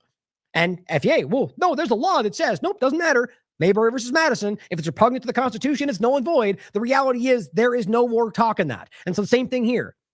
Legal specialists disputed. They're saying Trump broke the law because the reality is nothing was verified. These people were not at war with them. They're not terrorists. Now, even if they say those things, they were not arrested. They were not proven. There was no evidence presented, not even to us. So right there, that is a problem. On top of that, there's never been a point at which you could execute people in the middle of the ocean under the guise that they're breaking the law, especially not drug trafficking. So the reality that they're saying they disputed is just frustrating. And then it says legal specialists have disputed that and Trump's orders to give, and as if it's debatable. It's just not. I think that's very clear. And I think it's worth saying that, like with those other conversations. Due process is the legal right for everybody, everywhere within this country, but technically the mindset is the whole world, but we can only enforce that in this country. That's the idea of the founding documents. That's the reality. It's just so sad how many people, and I mean people who are like rabidly, aggressively think they're right, are very wrong about that. It's to the detriment of our country while they scream America. It's just insane. It says, targeting and killing smugglers, suspects, as if they were combatants of war. He said they were transporting drugs heading to the United States, but that's already been disputed. Max Blumenthal put out a whole thing showing that the reality was not even coming close to the United States. But again, you could argue that could have gone in the direction. The point is, if that's the case, then nobody could say for sure. But the reality of what was the only data you can see that Trump or Max can look at shows that wasn't the case. So they're either claiming what they want you to think or they're lying to you. And it says not put forward evidence to support those assertions. They did not put anything forward. Well, just like with Garcia, they kept lying, and now they're proven to have lied. But their supporters still pretend they have the truth. So they just keep saying the thing. Deny. Tren de Aragua, really? I mean, the idea that we're still, that's just this excuse. It pops up because they have nothing better to put in the spot. You can't call it terrorists anymore because, that's what they're doing, essentially. They're trying to create this new category that they can just call terrorism and go after wherever they want. Right? The war on terror, that's how that was used. Oh, we've got terrorists in your country. We're going to invade. Oh, we'll take your oil over here. This is the new argument in one part of the larger conversation. It's also because they had to claim Tren de Aragua were terrorist invaders to justify the actions they committed under the guise it was Insurrection Act, or what was it, the Alien Enemies Act. It's over the top. All of it's going to be used against you. That's what's happening. Using lethal military force was permissible under the laws of armed conflict to defend the country from drugs because 100,000 Americans die from overdoses. That was their argument. Oh, because those 100,000 people are being kidnapped and forced drugs down their throat? Like, think about the broken logic there. The idea that you are a military force on people that you never proved were what you said because people in America are dying from drugs. Again, experts have pointed this out many times in this conversation. I just shared it the other day. Most drug trafficking within the United States is conducted by Americans. So what are we talking about? You're killing people in this ocean because Americans buy drugs from Americans. It's just insane. But it's not about that if you understand the reality. That's why they're blaming Venezuela when that's not even close to what's happening. And Colombia produces far more, which I've said for years. And says, Secretary Rubio said people suspected of smuggling drugs toward the United States, suspected, pose an imminent threat. God, these guys are lunatics, man. I mean, at least have a better argument. Mr. Trump, in a letter to Congress, justified the attack as a matter of self-defense. Yeah, in the whole Israeli side of the thing, that we're going to murder you and just claim that you were going to do something, and then whether we prove it or not, yeah, there's some pre-crime right there for you. Kill them. They were going to do something. It's just wild. Suspected is not an imminent threat. The idea around this is so over the top. I mean, you understand that they've got this to work in the context of an evil Muslim trying to bomb something, right? Most Americans would still go, well, they thought they were going to kill people. Even then, guys, there are laws and rights for a reason. All they're doing is creating a situation where you ignore that because they've created it just right to make you, feel like it makes sense. It's like fire in a theater. It's how these things work. They create a narrative that very clearly undermines the core point, but it's logical. So you go, well, and then they step further and they step further and they step further. Woke left, woke right, woke left, woke right. It keeps going. It's happening right in front of you. And now we're talking about people who are suspected of crimes can be killed in the middle of the ocean. Because, so what happens next time you're anybody they don't like, anybody in the world that they suspect or Israel thinks is a problem, they just murder in the ocean and go, oh, well, drugs and stuff. Nobody cares. Nobody's proving anything. It's the same point maybe with immigration. If they can shuttle people off with no due process, they can do it to you too and claim they thought you were an immigrant. It's already happened, in fact.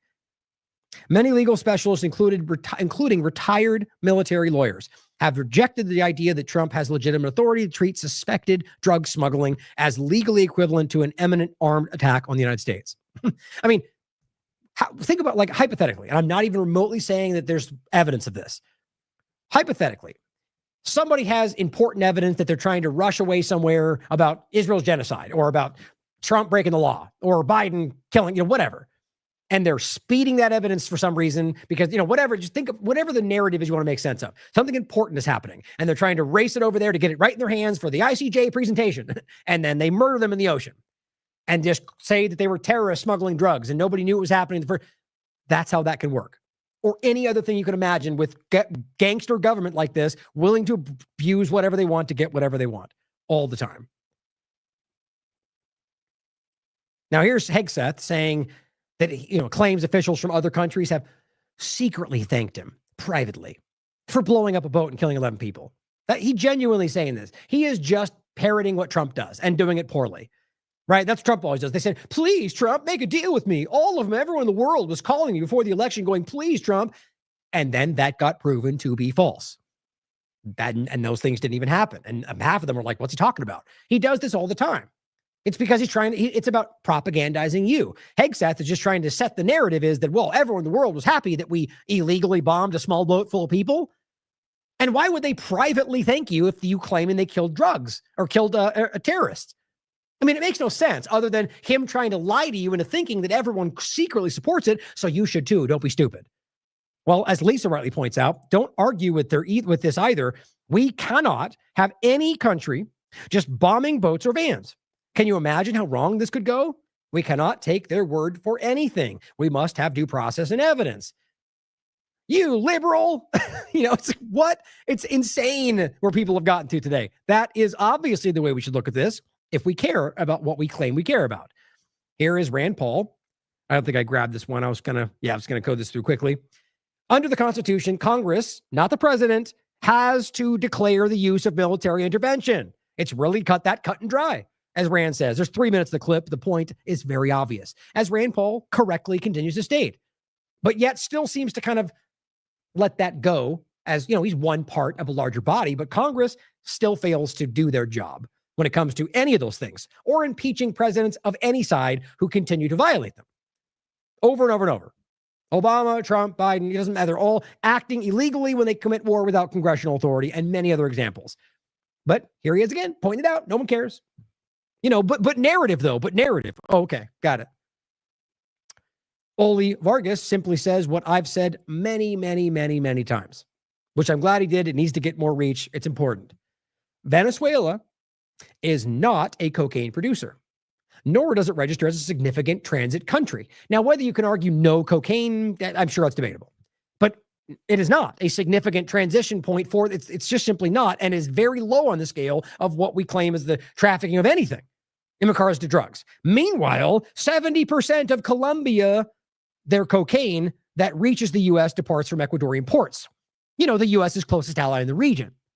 These figures come from the World Customs Organization. Now, that is simply making a point that 70% of what they produce goes through a U.S. ally to be sold, but they produce the vast majority of cocaine in the world. Do you hear about that? Are they going after Colombia for narco? No, because they're allies. So either they don't care about drugs and they're going after Venezuela because it's Venezuela and they want what they have, or, I mean, I guess I set that up wrong. The point is that clearly, if they cared about drugs, they would go after Colombia. They don't. So they're using it, even if true, to go after Venezuela because of 1,000 reasons. They've been doing this for decades. They want them for their oil, their gold, their lithium, especially today. And also just because Maduro and that country represents a thorn in their side that has continually proved them to be inept. And especially in the last so many years, to be embarrassing, like bad, you know, with Guaido. But here is the reality, as I was just making clear. And they don't even hide this, guys. This is the why in many, they are now publicly stating that the resources they control in other countries, it's a national security interest. Well, we know what that means. They can rob, rape, and steal whatever they want because national security, right? Well, that's what they want you to think. Talk to my number two adversary in the region, Russia. I mean, I've got, of course, the countries, Cuba, Venezuela, and Nicaragua with Russia relationships, but why this region matters with all of its rich resources and rare earth elements. You've got the lithium triangle, which is needed for technology today. 60% of the world's lithium is in the lithium triangle, Argentina, Bolivia, Chile. You just have the largest oil reserves, light sweet crude, discovered off of Guyana over a year ago. You have Venezuela's resources as well with oil. Oh, and lithium. I guess you just casually forgot one of the largest lithium deposits in the world, or that was deliberately left out. You could decide. Copper, gold. We have the Amazon, lungs of the world. We have the 31% of the world's fresh water in this region too. I mean, it's just off the charts. We have a lot to do. This region matters. It has a lot to do with national security, and we need to step up our game. Oh, good. Transparently laying out that we need to militarily get involved because they have things we want. As I said, these are the pirates of today.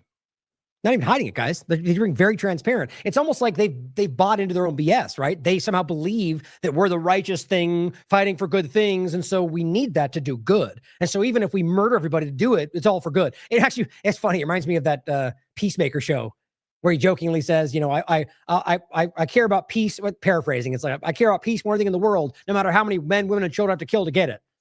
You know, it's making fun of how stupid the, you know, blind American policy kind of thing is, where we'll just murder everybody in the country. Freedom. You know, it's really stupid. I mean, it's embarrassing.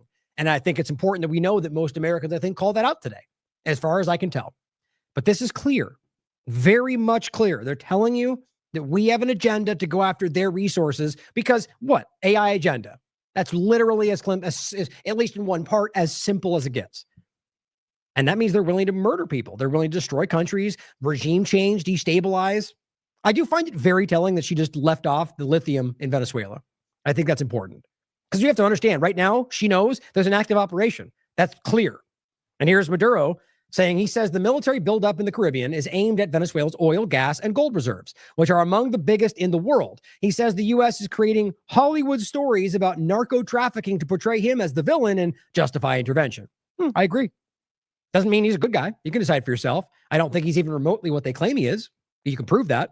But it's very clear that this is about orchestrating this. They don't care about bad guys. If they did, they wouldn't work with Netanyahu. They wouldn't work with Mohammed bin Salman. They wouldn't work with all the groups they work with if they actually care. I mean, listen, we can objectively point out that the worst people in the world, like in the context of like terrorism, murder, all whatever, autocrat, you know, despotism, it's their allies, their chief core allies in the world. But no big deal, though, because freedom. Next one. They can't claim I have WMDs, Maduro says. Nobody would buy it. So they invent Hollywood stories where I'm the villain and they're the heroes sending tall blonde guys to get Latino villain. But some know the truth. The real villain is the one who writes the script. I just thought that was the point about, they used to WMDs, weapons of mass destruction. They did it with Iraq. They tried to do it with a lot of places. Iran still going, even though it's blowing up in their face, no pun intended. So here, he's simply going, they can't get away with that because it won't work. Nobody would believe it. So they just go to something else. And narco, terrorism, and it's really embarrassing to pretend that they care about that when they've been caught trafficking drugs more times than anybody. Look it up. It's very easy to prove, guys. They made a movie about it with Tom Cruise trafficking drugs for the CIA. But let's all go after them. We really are in a situation where it's hard not to laugh at ourselves. Well, laugh at the government pretending to represent us today. Now, two last things we're going to talk about are the Freedom Flotilla and Qatar, and what this really shows you when you piece all this together, right? I mean, I think it's interesting and obvious to see the policy and the way it's being conducted and the obvious similar notes you see in everywhere you're looking right now. So this is obvious, though. This is Israel bombing. I mean, think about the Venezuela boat. Think about the normalization of bombing ships in the middle of international waters. Think about the idea of killing people with no proof, no evidence, and here we are watching them bomb and getting away with it first anyway, and maybe still, a civilian boat full of civilians traveling to a place where they're supposed to be allowed to give food.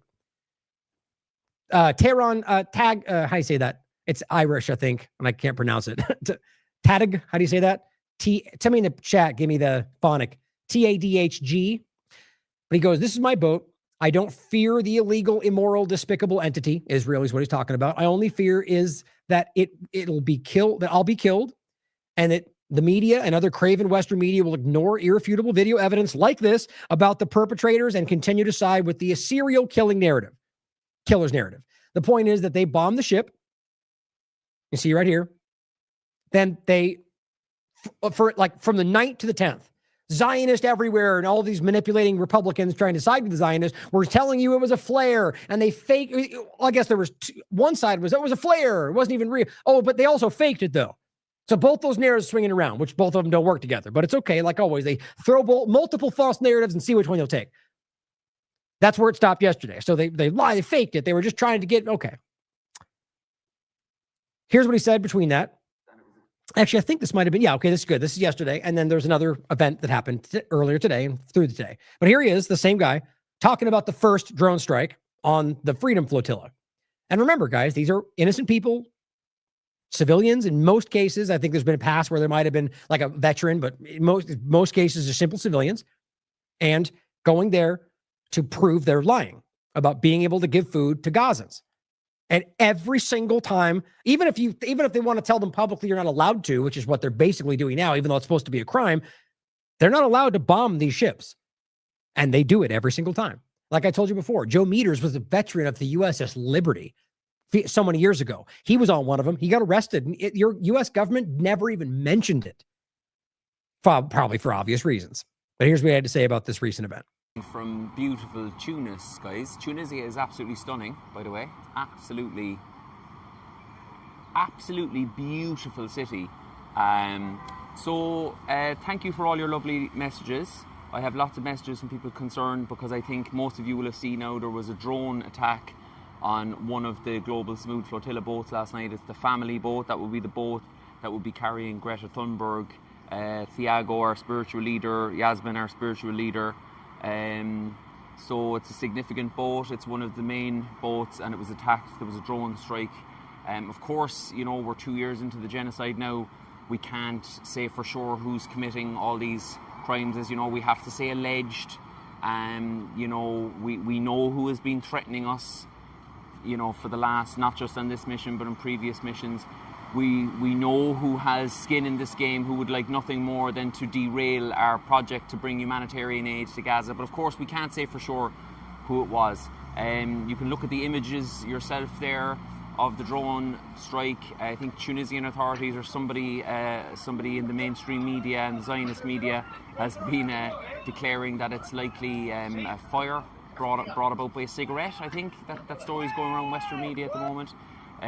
Who knew that cigarettes can fly through the sky and explode on boats and potentially kill people?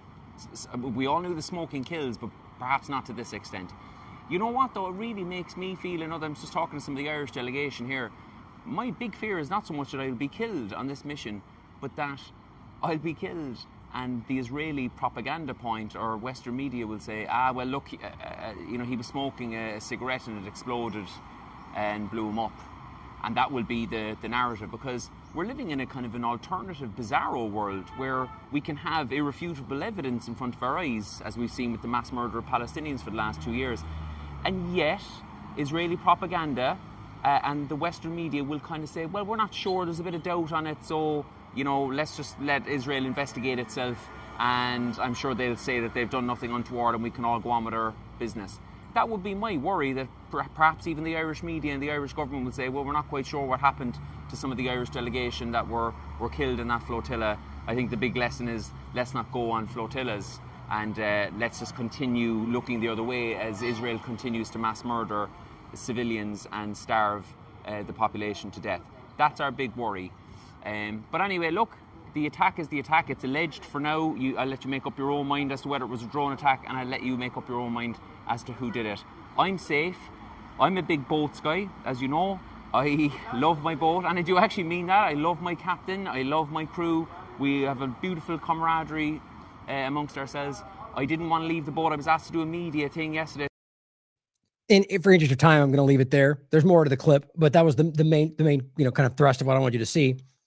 So before we get to the next day, so still on the 9th, Caitlin Johnstone, just rightly doing her job, comes out and says, so literally the exact things that Suman Flotilla activists say they've seen dropping incendiary firebombs onto their boats is just so happens to be documented right here by TRT World of Israeli drones dropping exactly what they saw. Okay.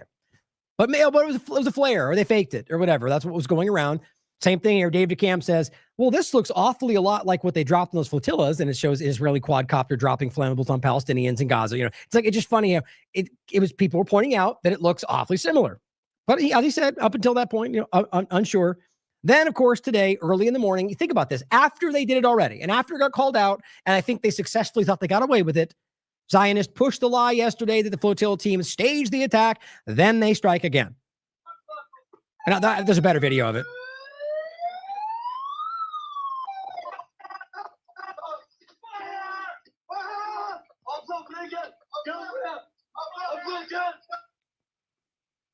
So Israel Exposed says the flotilla has been struck by a second time by Israel. This time the Alma ship caught fire. They managed to recover pieces of the device used. So I'm sure this will end up being investigated. I'm sure somebody might have some insight right there from that. I haven't checked the chats on this yet. Thank you. We are all Palestine. Oops. Did he delete that? That was weird. Did you see that? Watch this. You see that, guys? Am I correct? I mean, this is what Twitter does. At first, I thought, oh, he deleted it, but no, it's right there. Whoops. Still there. Same post right there. Yeah, guys, what the hell? Look at this. So this is how this works. So if somebody shares this, boom. This happens to me all the time where somebody so we are all Palestine here will tag me on a bottom one, but you go to look at it and it says unavailable, and you can't find a way around that unless you get the original tweet. But this is there. How crazy is that? I'm going to save that and look into that more later. The point is, clearly this is something that has been saved, and I think they're going to hopefully be held accountable if there's any honesty in any of this. Lastly, oops, dang it. Hold on. I want to save that. There we go. Lastly, Mencho Sent just gives you a side-by-side comparison saying, good morning to everyone except those who said this was a misfired flare. Exposing Israeli lies and manipulation is a never-ending job. And they've done a good job on this. It's obvious to see what this is. You can get the very clear video that shows you it wasn't a flare. It was something that was coming from the drone in the sky. Just going through it quickly. The point is clearly, this is not new. Like the idea that you even question that they would bomb a flotilla in the first place is wild, seeing as how they've done it many, many, many times. They've killed people on these ships before, and seemingly nothing happens about it. I just think that's crazy. So lastly, showing you that they're willing to bomb ships in international waters with no justification, interesting overlap. Lastly, same kind of thing. Israel attempts to kill Hamas leadership in airstrike on Qatar as they're in the middle of a ceasefire negotiation. So, I mean, this is just, this accentuates exactly what we've been saying about this process the entire time. So let's not forget, by the way, taking a step back to 2020, and this was the interview I think I did with James Corbett about it, but it was on the assassination of Soleimani, what you need to know.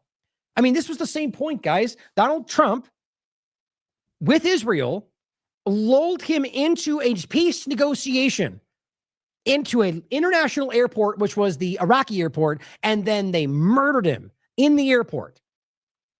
Now, look, not to get into it all now, but Soleimani, hopefully over time, people that are blind to this can understand, was not the person they made him out to be. Just like Maduro is not, just like any of these people are not, Assad, anybody. Not to say he was an angel, but he was very clearly, and honestly, with what I can see and prove, he does seem to be somebody that was not even close to what they were framing. And honestly, was somebody who was largely the force fighting ISIS. You know, the Israeli-U.S. proxy element that they pretend they're fighting.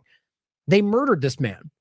Now, let's just say everything they said about him was true. It still makes what they did illegal. So it's just, look at where we are today. They can just execute people in the middle of the ocean, and it's so much less of a problem because they've been desensitizing you to it. Just remember this. Watch the show for yourself. This was crazy what they did, and they did it because there was a peace negotiation. Saudi Arabia is the one that lulled them to this deal, and they thought, good, so this will bring an end to this, and they murdered him for it, which pretty much shows you in this context, who the bad guy is. They were there to try to meet for peace. They murdered him. So Department of State, and this is important to remember before we get into the bigger point, is to, Qatar. Hamas. You guys know this. I've meant this point many times, but the point is that Hamas was, regardless of what you may think it changes in the conversation, it is the truth, funded through Israel and through Qatar. Israel through Qatar is the point. Now, people push back saying that undermines the idea that the arms. First of all, it's true, so you have to acknowledge it. But it does not undermine the act of armed resistance. It is a legal act of armed resistance for an occupied territory to act militarily against their occupier. That's what happened, regardless of whether they're funded by Israel. It doesn't change the reality. Now, I also think that it's not as clear. I think going back a long way, you can prove that they've been funding them in some ways right up until October 7th, but it changed radically over the last so many decades, right? The point is that you can argue that they had some influence, some sway, but ultimately that Hamas had changed because more and more children, that families have been killed and grew up and became members, and that was the only outlet they had, have changed it into a force that largely seems to have changed to fighting largely back against Israel, if maybe not all the time. The point is we should question that. The indisputable fact is you can prove they did put money in their hands. That has to matter. But does not change the fact that they legally acted within the rights to push back against Israel. Now, the reality, and for all the ones that are clutching their pearls at that, well, I'm sure maybe you don't care or you don't know yet that Israel killed more people than anybody that day, and the reality of Hannibal Directive and killed their own people more than anybody, and the reality of the foreknowledge and the allowance of moving the idea that it just came out on top of it, the moving of the festival, the person involved. Every piece of this data points within this story show you that they had foreknowledge, that they allowed it, that they were part of it, that they involved it, they killed everybody. I mean, every story, lied about rape, lied about babies, lied about every part of it, and yet we're still debating this. The point is that they funded them. And so with this narrative that they're, everything they want to say about them, the first point should be like, okay, then explain why you funded them, right? So understand that they used Qatar to facilitate that transfer right up until 2020. This article's from 2020. This clip you've seen is the former prime minister and Shin Bet and former head of Shin Bet telling you that they gave them $500,000 at a place where there's nowhere you can buy aid. So the game they play where it was for aid is so stupid it makes my teeth hurt. So you have to ship in aid because they're starving. Pretty sure you can't go take that money and buy a bunch of aid. Now you can buy some. The point though is that the aid you're talking about is not, they bought weapons. That's what they wanted from them because they were using this to keep them divided. And in fact, for that very point, I'll play that small clip, just the beginning of it. Because that's what you have to understand. It was the interest was making sure that they kept Palestinians divided. So are you saying Benjamin Netanyahu deliberately boosted Hamas to try to prevent a Palestinian state? Yeah, sure. He deliberately and systematically even told, on record, whoever wants to avoid the threat of a two-state solution has to support my policy of paying protection money to the Hamas. So what we did, with the permission of our Prime Minister, is to let Qatar to transfer a huge amount of money in cash, probably more than $1 $1.4 billion. By doing it, we increase the power of Hamas. We did everything in order to make sure that Hamas will go on controlling Gaza, and Palestinian Authority will control the West Bank, so they will fight each other. 1.5 billion, way more than I said, by the way. So I misremembered that. But okay, so funding them to keep them divided. Now, I disagree with the chat saying that they're simply a proxy of Israel. I don't agree with that. Maybe at one point, I think you could see today that's changed, but it's something, it's disputable for 100 different reasons. I think the important point is to understand that at some point, if not to, it's including to possibly to this very day, they funded this group. That has to matter. Doesn't change the reality of the armed occupation and the act of armed resistance. So again, it doesn't matter, or it doesn't change the, that I think that's where we have to, be, it's the best place to leave it for unless we get more information, right? And so at this point, we know that they funded them. They're admitting that. We funded them through Qatar. And then lastly, it was just the tweet from Haaretz, the leading Israeli newspaper, that said on October 9th, 2 days after October 7th, quoting Netanyahu, anyone who wants to thwart the establishment of a Palestinian state has to support bolstering Hamas and transferring money to Hamas. This is part of our strategy. That's Haaretz. So to understand that what I'm getting to and showing you this is the reality that Qatar in this conversation is, at least in part, a willing participant in this Israeli apparatus. I think that's obvious today by Qatar, UAE, many of these groups that say a lot and don't do anything to help the Palestinians. But this is important on top of this. So knowing that there's funding overlaps there. This is a flashback hotspot shared of the Qatari prime minister confirming that the U.S. is in fact the one requesting that Hamas put an office in Qatar. That seems relevant. Of a Hamas office here, and Hamas has been designated, I think, repeatedly by the U.S. government, certainly by the Congress, as a terror organization. And people say, well, how could you have a Hamas office here? What is that? We have to go back to the root of this office, like why it's here in the first place. And Hamas office, when it was opened here in the first place, it was opened with full transparency and full consultation and actually even request from the U.S. The U.S. asked you to put a Hamas office here? They have asked us to open the channels with them and to have an established communication channel with the same case what was applied to Taliban. Right, so the bottom line, we want to be able to negotiate with them. Yeah, maybe. But seeing as how they continue to actively sabotage those, that answers your question, right? So what he's saying is the U.S. government, regardless of the outcome, or rather the intent, asked for that, right? So you can argue it's for good reason, but you should at least be smart enough to ask maybe that's not the real answer, right? And that, okay, so it's about what we can prove, which is that they asked for that to be there. We know we can prove that Israel funded them. We know we can prove, you see, when you start to look at this bigger picture, you start to recognize, in regard to Hamas, that there's more going on in this situation, but also that Qatar is playing this facilitator role. And if they know that and they recognize this sort of situation of the Hamas leadership being allowed to sit there while they act like they're hunting down Hamas leadership, it doesn't make much sense until you start to think that there's more coordination. And so we're going to, as we get to the bombing of Qatar, I'll go through my points of what that may mean. But this is important kind of understanding to, the narrative to understand there's much more going on than it looks like. Oh, and I'll include that article for you so you can read the Mossad chief visited Doha, urged Qatar to continue Hamas financial aid. So here's what Ryan Grimm points out. And this, in regard to the ceasefire negotiation, is really important to understand. Here's what just happened, he wrote. Trump sent a peace deal to Hamas. Hamas met to discuss it in Doha, like Soleimani, right? Where the U.S. is mediating talks and has a base, and Israel bombed them, presumably with U.S. support. Now, guys, you have to understand this. The U.S. could have been there. Right? This is a U.S.-Israel supported supposed ceasefire negotiation location where they are often there in midst of this conversation. The fact that they weren't, you really think that Israel would have risked bombing them by accident? They either made sure they weren't. Look, my opinion is they, without question, worked with the U.S. on this. That's my opinion. I think it's clear with the indication that's the most likely reality. And he says, but the first, just don't miss it. The idea that they literally set up this peace conversation, invited them there, and then bombed them. And then stand up and say Hamas doesn't want peace. A strike in Doha was aimed at Hamas negotiators who were gathering to discuss Trump's ceasefire offer. According to a Hamas official speaking on Al Jazeera, much as Trump carried out fake nuclear talks with Iran in order to kill Iranian negotiators. Exactly. This is what they do. These are not honest operators, guys.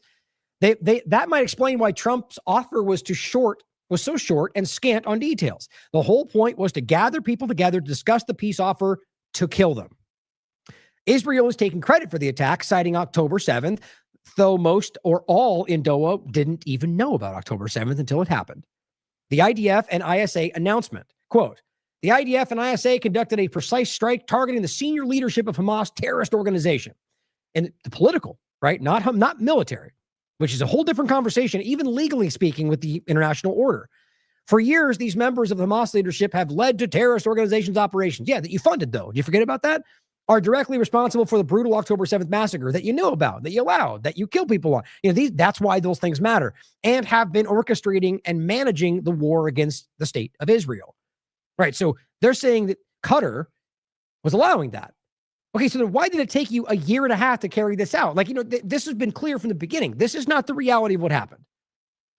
And I'll include this, by the way. A good show I did on this, I keep doing that, on this larger point.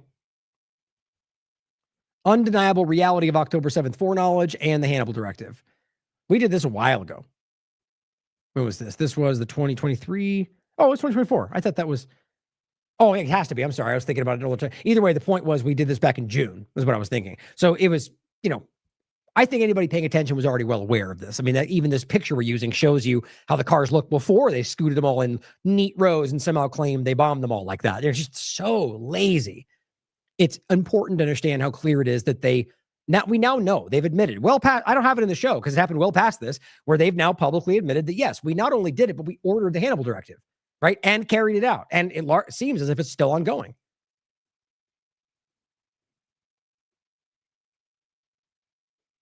Yeah, so it says, prior to the strike, measures were taken in order to mitigate harm to civilians, other than the civilian people that you killed, which were the leadership. It says, including the use of precise munitions and additional intelligence. The IDF and ISA will continue to operate with determination in order to defeat the Hamas terrorist organization responsible for October 7th. Okay.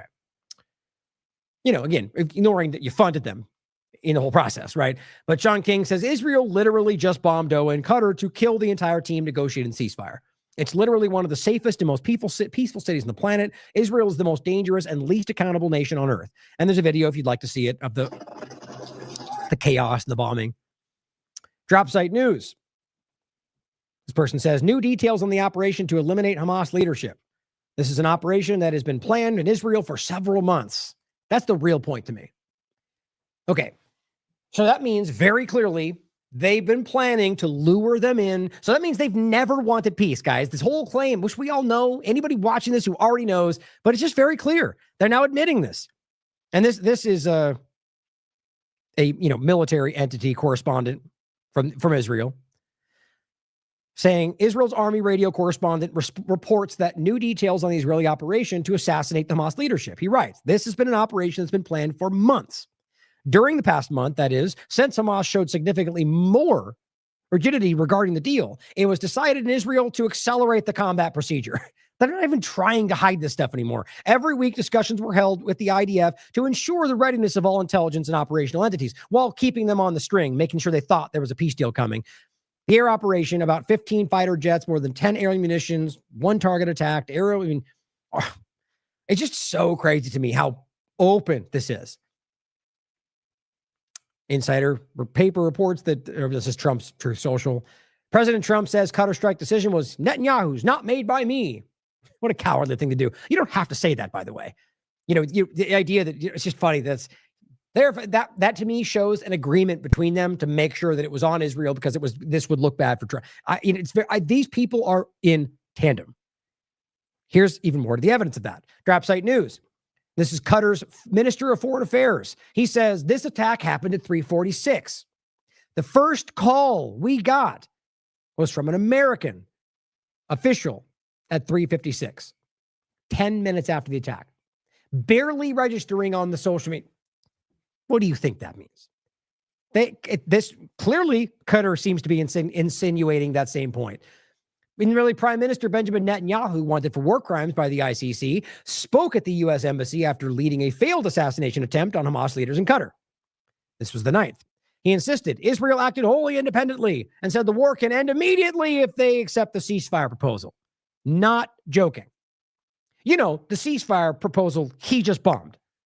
Like, he's laughing at you. Do you realize that I guarantee you, to people that he supports, they're pointing at this going, look at how easy it is to manipulate Americans, or rather, at least American officials. They literally bombed the ceasefire room, and then he goes, they could have ended this if they just accepted the ceasefire. And realized that we acted independently. When is the last time you even heard them say that?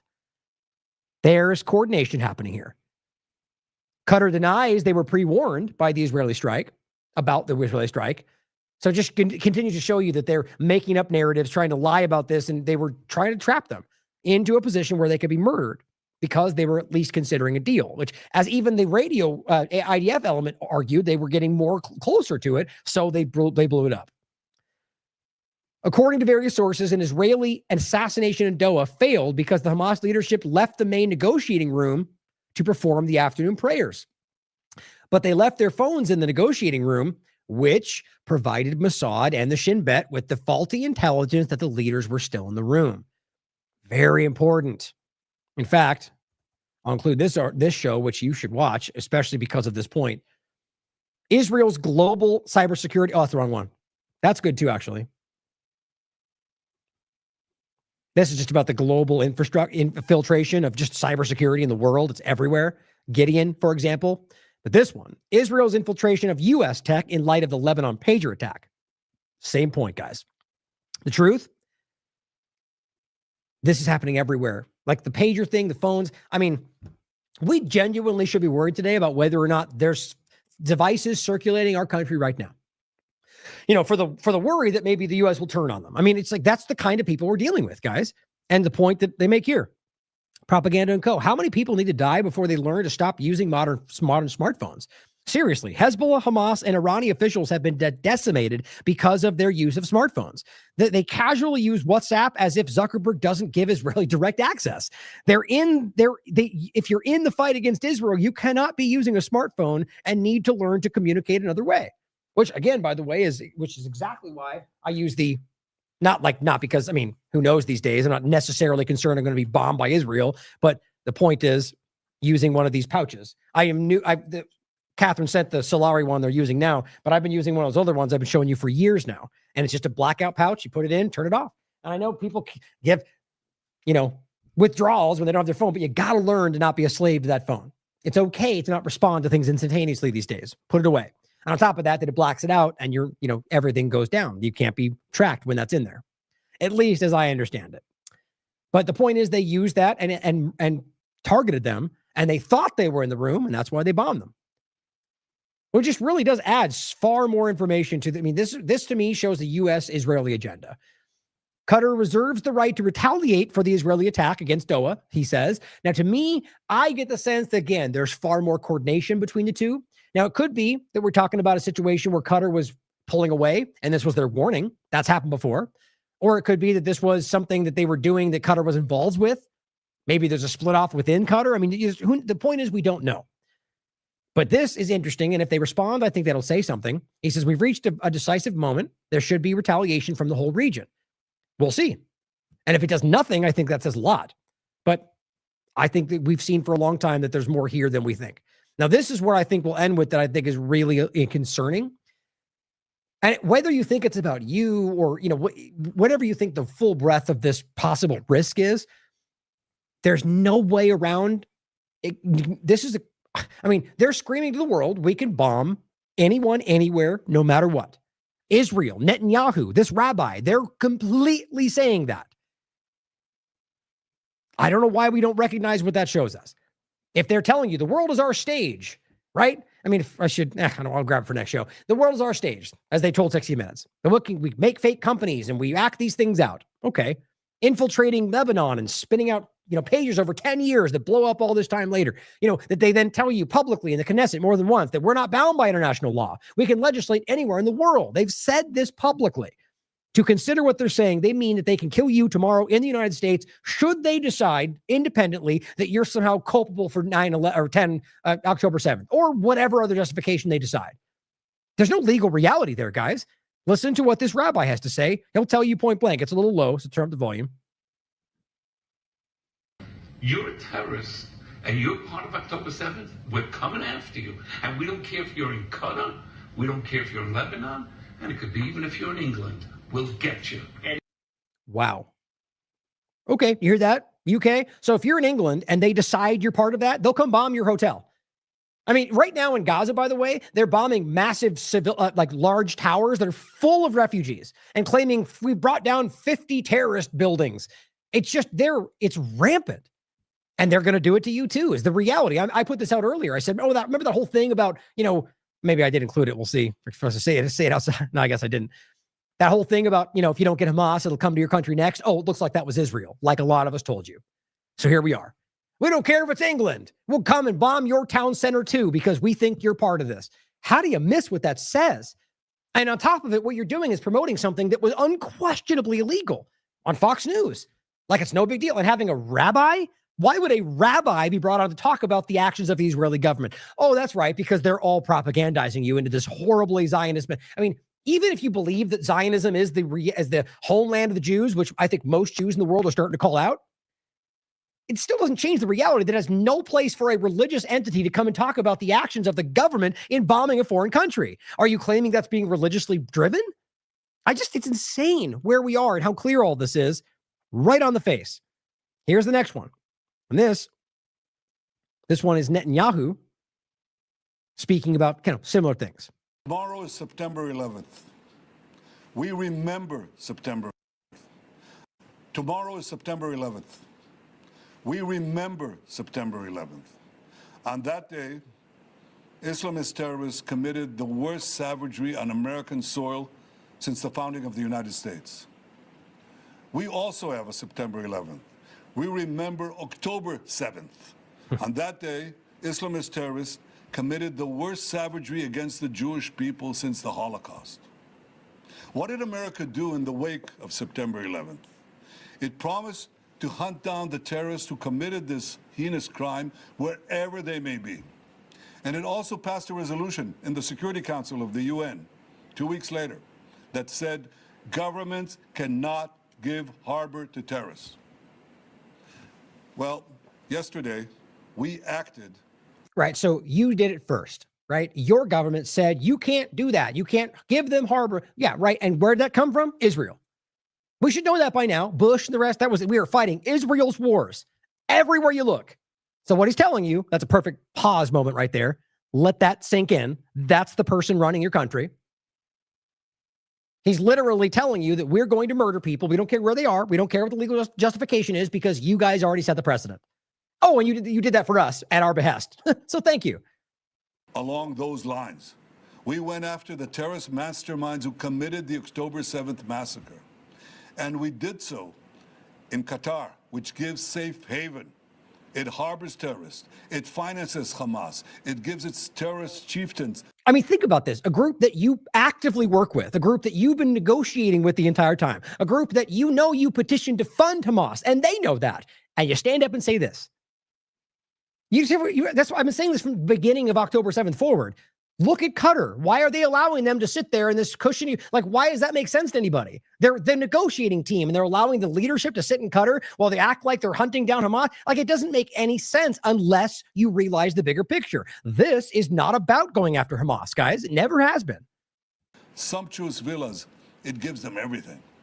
I mean, in the real sense, it's about Palestinians, by and large. So we did exactly what America did when it went after the terrorist, the Al-Qaeda terrorist in Afghanistan. Which was a crime. And after they went and killed Osama bin Laden in Pakistan. Yeah, and pretty much every example of what they've conducted was extrajudicial assassinations, not legal. It's funny that Israel loves this argument. Nobody cared when you did that in Iraq. Well, yeah, we all did, though. And there was massive protests about it. But your argument is it's okay, I genocide because you kind of did it first? I mean, the idea of what he's saying here is, okay, just take the first example.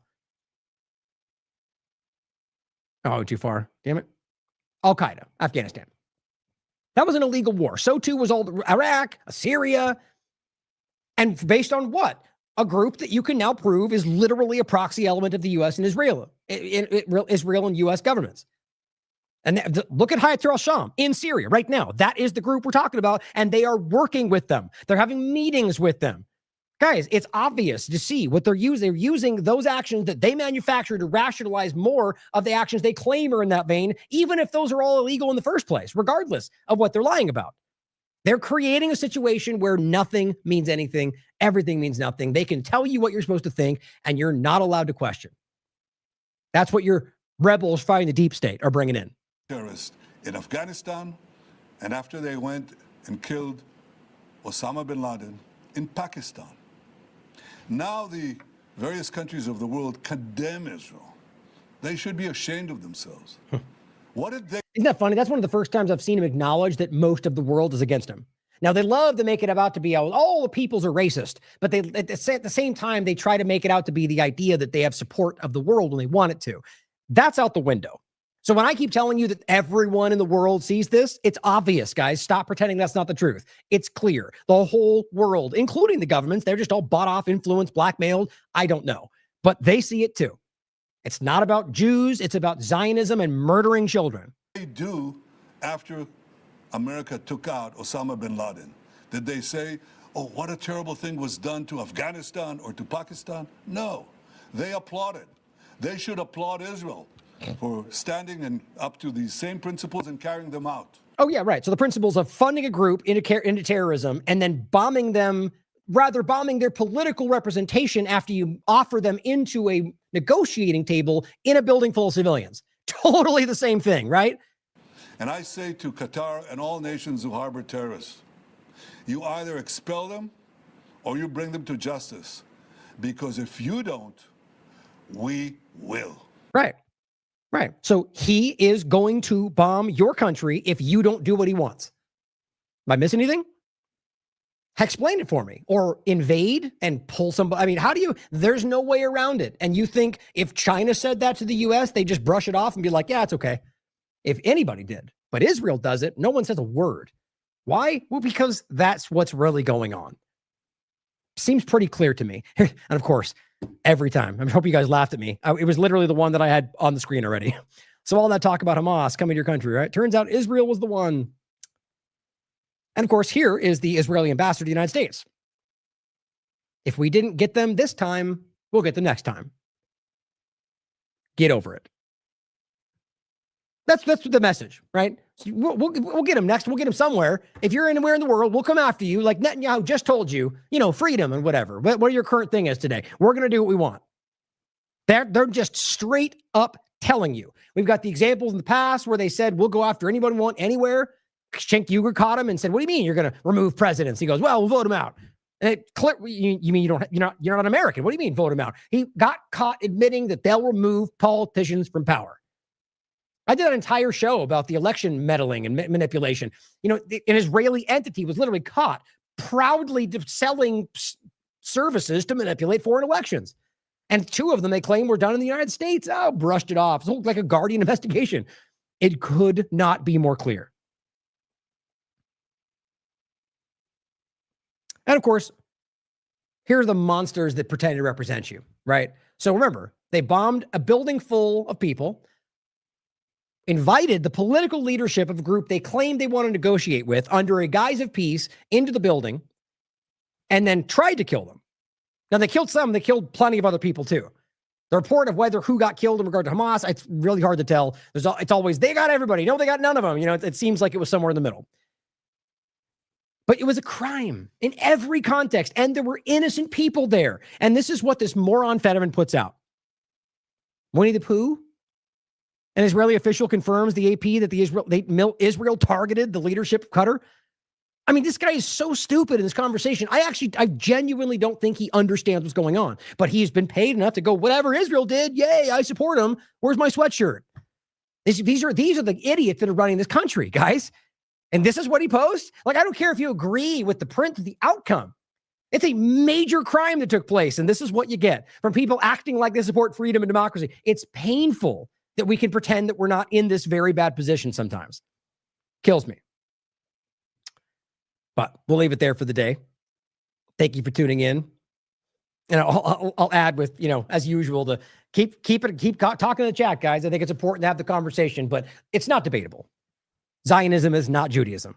It is not. I don't care what your argument is. I don't care what you think. It's just simply not. It's like saying, it is a separate entity entirely. Though Zionism can claim that that they represent Jews, but there's a whole lot of Jews in the world that don't want anything to do with it, who claim very clearly, that's not me. I don't identify with that. That's not the symbol that represents Judaism. That's a Zionism. So you can't argue that. Now, you could argue that some Jews think that, but it's a fundamentally proven fact that Zionism is a political organization that is using Judaism. It's a simple fact. So it's just funny that we have this conversation all the time. It's important to understand that. For those in the podcast, I'm mentioning it because it was in the chat, because it is the crux of the lie. Now, yes, is there Jewish supremacy very much intertwined with Zionism? 100%. The Israeli B'Tselem human rights group, they literally call it is Jewish supremacy from the river to the sea. They called it apartheid. But that's not the same as saying that every Jewish person is the part of this problem. It's very clear that that's a rapidly shifting conversation. And I've talked about it all the time. But the point is, there's Zionist atheists that are very prominent in the Zionist Israel conversation, which is, it speaks for itself if you're not blind. Or the idea that you got Christian Zionists and they both have this counter idea. It's like they both need the other to collapse. It's just weird. The point is, Zionism is the key problem in all of that. And it's just important to call it out. And it is, can you not look at the flamingly proud Zionist organization and Trump's, it's the whole team, guys. Religious Zionists in a position of power in the U.S. with an ideology that demands that the West collapse. America first. We'll end on that positive note. But thank you for being here tonight, guys. I think it's important that we have these conversations. And, remember, don't lose sight of the positive nature of what we're doing, regardless of how bad it can feel. We are fighting for the truth, right? The light. That's the whole, in the sense of shining the light on the truth, not in some biblical sense. It's important to see that, that we are that spotlight. We're trying to identify things, and it can be uncomfortable. It can be, scary. It really can. It can be, unsettling to feel like things are changing, and it really, it's because in some ways it is getting bad. But nonetheless, don't lose sight of what we're really doing. And that the only reason in earnest that it feels this way, the honest reason that it's getting this bad, I think, is because we're changing things in a positive way. And at the core point, starting with people simply being aware there's a problem. That's a hugely positive shift. But got to keep pushing. You got to keep fighting. It's the whole point. So just try to hang on to that positivity, that you're helping people. You're opening people's minds, and that you're aware of the bigger truth, right? The reality. And, I don't mean that in the sense of all encompassing. Question what you're thinking. Don't blindly assume you know everything going on. But my point is, though, just find the positive nature in the things that we do have. And what we've had plenty of wins in this conversation. The work that we've done. Plenty of examples, even just the individual people that chose not to take that dangerous thing because we informed them properly about it. And you informed them properly about it, right? That's powerful, guys. So hold on to that. You deserve that. Thank you for being here. I love you all. As always, question everything. Come to your own conclusions. Stay vigilant.